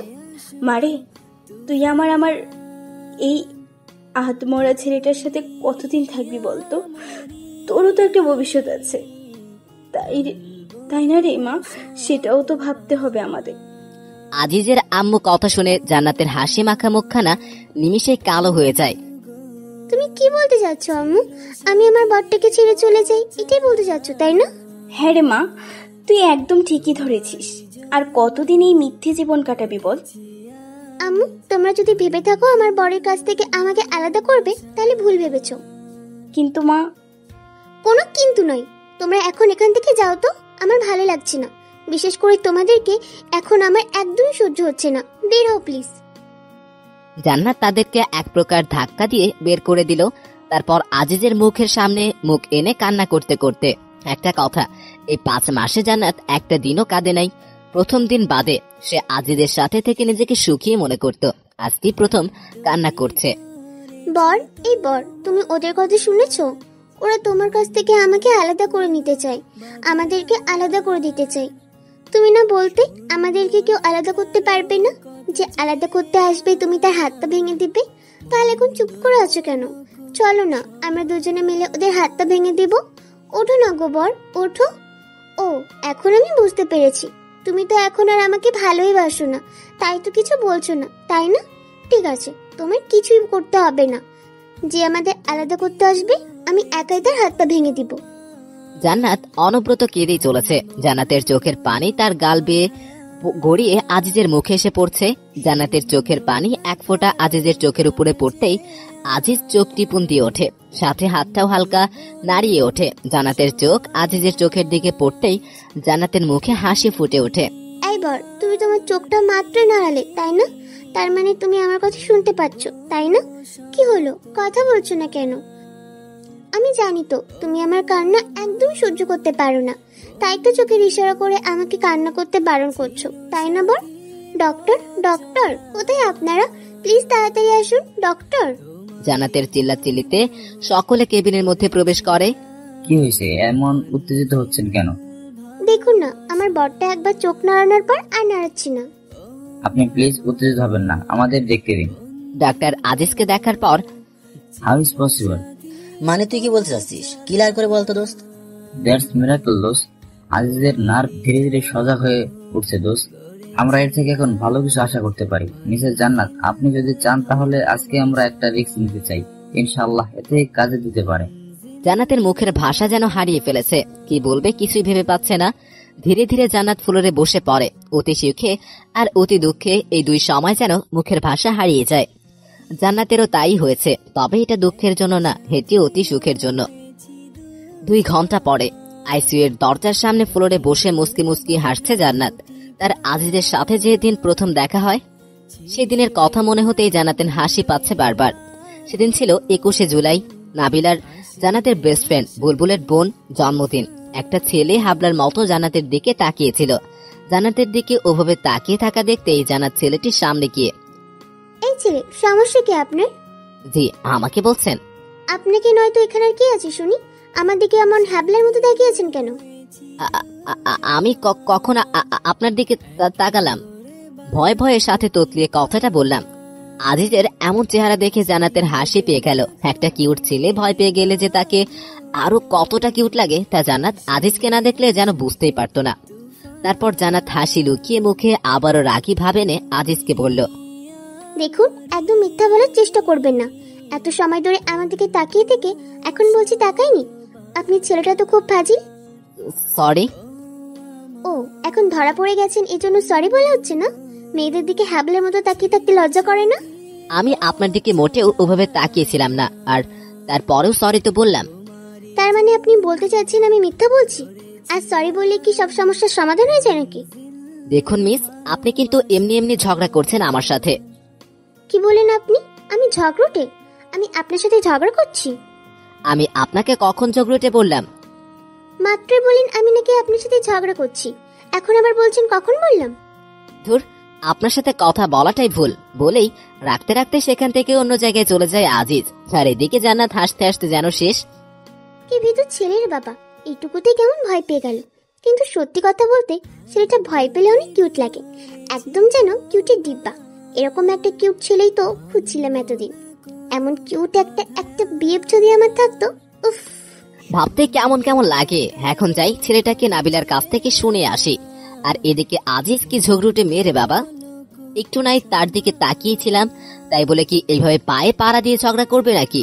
আমার জন্য সব মেয়েরা পাগল। আর এর দিকে তাকাতেই বাপরে বাপ, ভাগ্য ভালো এমন কোনো গার্লফ্রেন্ড নাই আমার, থাকলে তো জীবনটা তেনা তেনা বানিয়ে না ছাড়তো। তবে গার্লফ্রেন্ড হলেও মন্দ হতো না, because she is very cute girl. দোস্ত এদিকে একটু শোন তো। বল। দোস্ত এই ছেলেটা কে রে? কোন ছেলেটাকে? ওই যে বুলবুল ভাইয়ার সাথে দাঁড়িয়ে দাঁড়িয়ে কথা বলছে সেই ছেলেটা। ও, ওইটা তো আজিজ ভাইয়া, ভাইয়ার বেস্ট ফ্রেন্ড। কেন রে, প্রেমে প্রেমে পড়ে গেলি নাকি আজিজ ভাইয়া? ধুর, কি যে বলিস না, ছেলেটা আমার দিকে কেমন ড্যাব ড্যাব করে তাকিয়েছিল, তাই বললাম। কি? আজিজ ভাইয়া তাকিয়েছিল তোর দিকে? আমার বিশ্বাস হয় না। ভাইয়াকে দেখে পছন্দ হয়ে গেছে, আর এখন আমার কাছে এসে ঠপ মারছিস, তাই না? তুই কি বলতে চাচ্ছিস? আমি দেখতে সুন্দরী না? আমার দিকে ছেলেরা তাকায় না, তাই তো? আমি কখন তোরে বললাম তুই সুন্দরী না? আমি তো বলছি আজিজ ভাইয়া কোনো মেয়ের দিকে ফিরেও তাকায় না, কিন্তু ভাইয়ার জন্য তো তাদের ভার্সিটির মেয়েরা আজিজ বলতে পাগল। ও তাই বল। কি, প্রেমে পড়ে গেলি নাকি রে দোস্ত? তা তো একটু আধটু পড়ে গেছি রে দোস্ত, হেল্প কর না দোস্ত। ওকে ডান, বাট ট্রিট কিন্তু দিতে হবে দোস্ত। ওকে ট্রিট দিব, যা, কিন্তু এমন কিছু করবি যাতে তোর আজিজ ভাইয়া নিজে এসে আমাকে প্রপোজ করে। আমি কিন্তু প্রপোজ করতে পারবো না। ওকে দোস্ত, তাই হবে, তুই শুধু দেখ কি করি। তারপর নাবিলা তার ভাই বুলবুলকে সবকিছু বুঝিয়ে বলে। বুলবুল প্রথমে রাজি না হতে চাইলেও পরে জান্নাতের রিকোয়েস্টে আর বোনের মুখের দিকে তাকিয়ে রাজি হয়ে যায়। তারপর বুলবুল আজিজকে কি যেন বলে, সব ম্যানেজ করে নেয়। কিন্তু তা আর জান্নাত ও নাবিলা কি কিছুই বলে না। আর সেদিনই আজিজ জান্নাতকে প্রপোজ করে। কি রোমান্টিক ভাবে না প্রপোজ করেছিল সেদিন আজিজ জান্নাতকে। জান্নাত, এ জান্নাত, এত কি ভাবছিস বোন? হাসছিস কেন? আপুর ডাকে জান্নাতের ভাবনার মাঝে ছেদ ঘটে। আরে আপু, তুমি কখন এলে? আজিজের অপারেশন কি হয়ে গেছে? না, এখনো হয় নাই রে বোন, অপারেশন চলছে। তবে আল্লাহর উপর ভরসা রাখ, এবার তিনি আমাদের উপর মুখ তুলে তাকাবেন রে বোন, ইনশাআল্লাহ। আপু, কিছু সময় পরে ডাক্তার আইসিইউ থেকে বেরিয়ে আসলেন। ডাক্তারকে দেখে সবাই তার সামনে এসে দাঁড়ালেন। বাবা, আমার ছেলেটা ঠিক হয়ে গেছে তাই না? দোস্ত আজিজ। স্যার আমার বর। সরি, আমরা কিছু করতে পারলাম না, এই কথাটা আবার বলবো না। আলহামদুলিল্লাহ, অপারেশন সাকসেসফুল। মিস্টার আজিজ এখন সম্পূর্ণ সুস্থ আছে। ডাক্তার কথা শুনে সবার চোখ দিয়ে পানি বের হয়ে আসলো। তবে এটা কোনো দুঃখের পানি না, এটা হলো আনন্দের পানি। ডক্টর, আমার বর, আমি আমার বরকে দেখবো ডক্টর সাহেব, প্লিজ। অবশ্যই, কেন না। তবে ওনাকে এখন ঘুমের মেডিসিন দিয়ে ঘুম পাড়িয়ে দেওয়া হয়েছে, সো এখন ওনাকে বিরক্ত না করাই আমার মনে হয় ভালো হবে। ধন্যবাদ ডক্টর। জান্নাত কথাটা বলেই আজিজের কেবিনের দিকে এগোতে লাগলো। হঠাৎ জান্নাত মাথায় হাত দিয়ে পড়ে যেতে লাগলে আপু তাকে ধরে ফেলে। কি হলো তোর বোন, এমন করছিস কেন? আপু, আমার কেমন যেন মাথাটা ঘুরছে। এর কথাই সবাই ঘাবড়ে যায় বলেই জান্নাত জ্ঞান হারিয়ে ফেলে। সবাই আবার জান্নাতকে নিয়ে ব্যস্ত হয়ে পড়ে। হুট করে মেয়েটার আবার কি হয়ে গেল? জান্নাতকে একটা কেবিনে নিয়ে যাওয়া হয় এবং ডাক্তার জান্নাতকে ভালোভাবে দেখার পর, ডক্টর, আমার মেয়েটার আবার কি হলো? আন্টি, আপনার বৌমার মহা অসুখ হয়েছে। ডাক্তারের কথাই সবাই একসঙ্গে বলে উঠলো। কি বলছো তুমি? কি বলছিস দোস্ত, পাগল টাগল হয়ে গেলে নাকি তুই? না, আমি একদম ঠিক আছি। এখন তুই যা, মিষ্টি আনার ব্যবস্থা কর। তোর কি মাথা ঠিক আছে দোস্ত? এই বলছিস জান্নাতের মহা অসুখ, এখন আবার বলছিস মিষ্টি আনতে। কি বলছিস? আমার তো কিছুই বুঝতে পারতেছি না। সরি দোস্ত, তোদের সাথে মজা করলাম। আন্টি, আপনি দাদিমা হতে চলেছেন, মানে জান্নাত মা হতে চলেছে। আলহামদুলিল্লাহ, সবাই অনেক খুশি। শালা, এভাবে ভয় না দেখালেও পারতি। কতটা ভয় পেয়ে গেছিলাম। বাট ধন্যবাদ দোস্ত, একসাথে দুইটা খুশি সংবাদ দেওয়ার জন্য। বাবা, তোমাকে যে কিভাবে ধন্যবাদ দেবো আমি ভেবে পাচ্ছি না। প্রথমে আমার ছেলে সুস্থতার সংবাদ দিলে, এখন আমার আরেকটা, আমি দাদিমা হতে চলেছি। কি বলছেন আন্টি? এটা আমার কর্তব্য। তাছাড়া আমি আজিজকে নিজের ভাইয়ের মধ্যে দেখি, এতে ধন্যবাদ দেওয়ার কি আছে? 6 ঘন্টা পর আজিজ এখনো শুয়ে আছে। একবার জ্ঞান ফিরলেও তাকে আবারও ঘুমের ওষুধ দিয়ে ঘুম পাড়িয়ে রাখা হয়েছে। জান্নাত শুয়ে আছে আজিজের বুকের উপরে মাথা রেখে। আজ জান্নাত যেন পৃথিবীর সবচেয়ে বেশি একজন খুশি, সুখী। সে আজ একদম পরিপূর্ণ একটা নারী হিসেবে নিজেকে মনে করছে, কারণ সে আবারও তার স্বামীকে ফিরে পেয়েছে। তার সাথে সে মা হতে চলেছেন। জান্নাত আজিজের বুকের উপরে শুয়ে থেকে একটা শব্দ শুনতে পেল, আউচ। জান্নাত আজিজের দিকে তাকিয়ে দেখে আজিজ মনে হয় ব্যথা পেয়েছে। তাই জান্নাত যে উঠতে যাবে তখনই আজিজ জান্নাতকে শক্ত করে জড়িয়ে ধরে। জান্নাত যেন এটা কখনোই আশা করে নাই। জান্নাত আজিজের দিকে তাকিয়ে দেখে আজিজ জান্নাতের দিকে ছলছল চোখে তাকিয়ে আছে। আমাকে ছেড়ে চলে যাচ্ছ? আজিজের কথা শুনে জান্নাত যেন নিজের কানকে বিশ্বাস করতে পারছে না। তারপর তার সাথে আবারও কথা বলছে। জান্নাতের চোখ দিয়ে অনবরত পানি ঝরতে লাগলো। কি হলো বউ, আমার সাথে কথা বলবে না? চুপ করে আছে। ঠিক আছে, তুমি যখন আমার সাথে কথাই বলবে না, তাহলে আমি যেমন ছিলাম আবারও তেমনই হয়ে যাব। এবের মেয়েটাকে থামাইকে। আজিজের কথা শুনে জান্নাত আজিজকে শক্ত করে জড়িয়ে ধরে হাউমাউ করে কেঁদে দিল। আমাকে কষ্ট দিয়ে তুমি খুবই মজা পাও, তাই না? তোমাকে এভাবে দেখে আমার এতদিন কতটা কষ্ট হয়েছে জানো তুমি? তবু আমি নিজের মনোবল হারাইনি। আমি জানতাম আমার বরটা একদিন ঠিকই সুস্থ হয়ে উঠবে। এই কয়েকদিনে একটাবারের জন্য তোমাকে আমার চোখের আড়াল করিনি। আর একবারও আমাকে ছেড়ে যাওয়ার কথা ভাবলে না, আমি নিজেই তোমার হাতটা ভেঙে দিব, এই বলে রাখলাম। আমার বউটা আমাকে এতটা ভালোবাসে? নিজের থেকেও বেশি। তোমার যদি কিছু হয়ে যেত তাহলে আমি নিজেই চলে যেতাম ওই না ফেরার দেশে। চুপ, একদম চুপ। আমার এই পেতনিটা থাকতে আমার কেউ কিছু করতেই পারবে নাকি? আর আমি থাকতে আর আমার এই পেতনি বউটাকে কিছুই হতে দিব না রে। খুব বেশি যে ভালোবাসি আমার এই বউটাকে। হয়েছে হয়েছে, আর নাকামি করতে হবে না। এতদিন আমাকে কষ্ট দিয়ে এখন আসছে উনি ভালোবাসা দেখাতে। হ্যাঁ, ছাড়ো তো, আবার ব্যথা পাবে তুমি। না, পাবো না। আমি আমার বউটাকে কতদিন হলো আদর করি না, কিন্তু আজ আর ছাড়ছি না। কিছুক্ষণ চুপ থাকার পর, বর? এই বর। কি? এই বর, শোনো না। হবু বউ শুনছি তো, বলো না। তুমি কি হতে চলেছো জানো? কি হতে চলেছি? তুমি বাবা হতে চলেছো, আর আমি মা। কি সত্যি বলছো তুমি? জান্নাতকে আরো শক্ত করে জড়িয়ে ধরে। ধুর, মিথ্যা বলতে যাবো কেন? আমি বাবা হব, আলহামদুলিল্লাহ। জান্নাত, তুমি আমাকে সব থেকে খুশির সংবাদটা দিলে আজকে। তো এখন আমার পাওনা আমাকে বুঝিয়ে দাও। কি চাও শুধু বলো। আপাতত এখন তোমার ঠোঁটটা হলেই হবে, আর বাকিগুলো পরে আমি নিজেই আদায় করে নিব। বাধা দিয়েছে কে? তোমার জিনিস তুমি বুঝে নাও। আমার জিনিস আমি নেবই তো। বলেই জান্নাত আমার ঠোঁটটা তার নিজের দখলে করে নিল। আমি যে একজন অসুস্থ ব্যক্তি সেদিকে যেন জান্নাতের খেয়ালে নেই। সে নিজের মতো করে আমার ঠোঁটগুলো তার নরম কমল ঠোঁট দিয়ে আদর করেই যাচ্ছে। এই ভালোবাসা যেন শেষ হবারে নয়, অনেক দিনের জমানো তো, তাই একটু আর কি। ছাড়ার পরে আমি কিন্তু অসুস্থ। এতক্ষণ কেউ চুমু দেয় নাকি একটা অসুস্থ ব্যক্তিকে? ও সরি সরি, রাগ করলে নাকি? আসো, আদর করে তোমার রাগটা ভাঙিয়ে দিই। বলে আবারও আমার ঠোঁটে তার ঠোঁটগুলো ডুবিয়ে দিল। মেয়েটার যেন চুমুখে তৃপ্তি হচ্ছে না। আরো মনে হয় না আজ আর তৃপ্তি হবে বা আমাকে ছাড়বে। তাই আমিও জান্নাতের তালে তাল মিলিয়ে দিলাম। এখন আমরা এক অজানা সুখের সাগরে ভেসে চলেছি। তাই আপনাদের আর আমরা কষ্ট দিলাম না। কেমন সমাপ্ত হবার নয় এই ভালোবাসা। পুরো গল্পটা কেমন হয়েছে জানি না, তারপরেও আপনারা আমাকে অনেক উৎসাহ দিয়ে দিয়েছেন, তার জন্য সকলকে ধন্যবাদ। আর পুরো গল্পটা কেমন হয়েছে প্লিজ কষ্ট করে কমেন্ট করে জানাবেন। নেক্সট গল্প খুব তাড়াতাড়ি আসবে। আশা করি সবাই এভাবেই পাশে থাকবেন।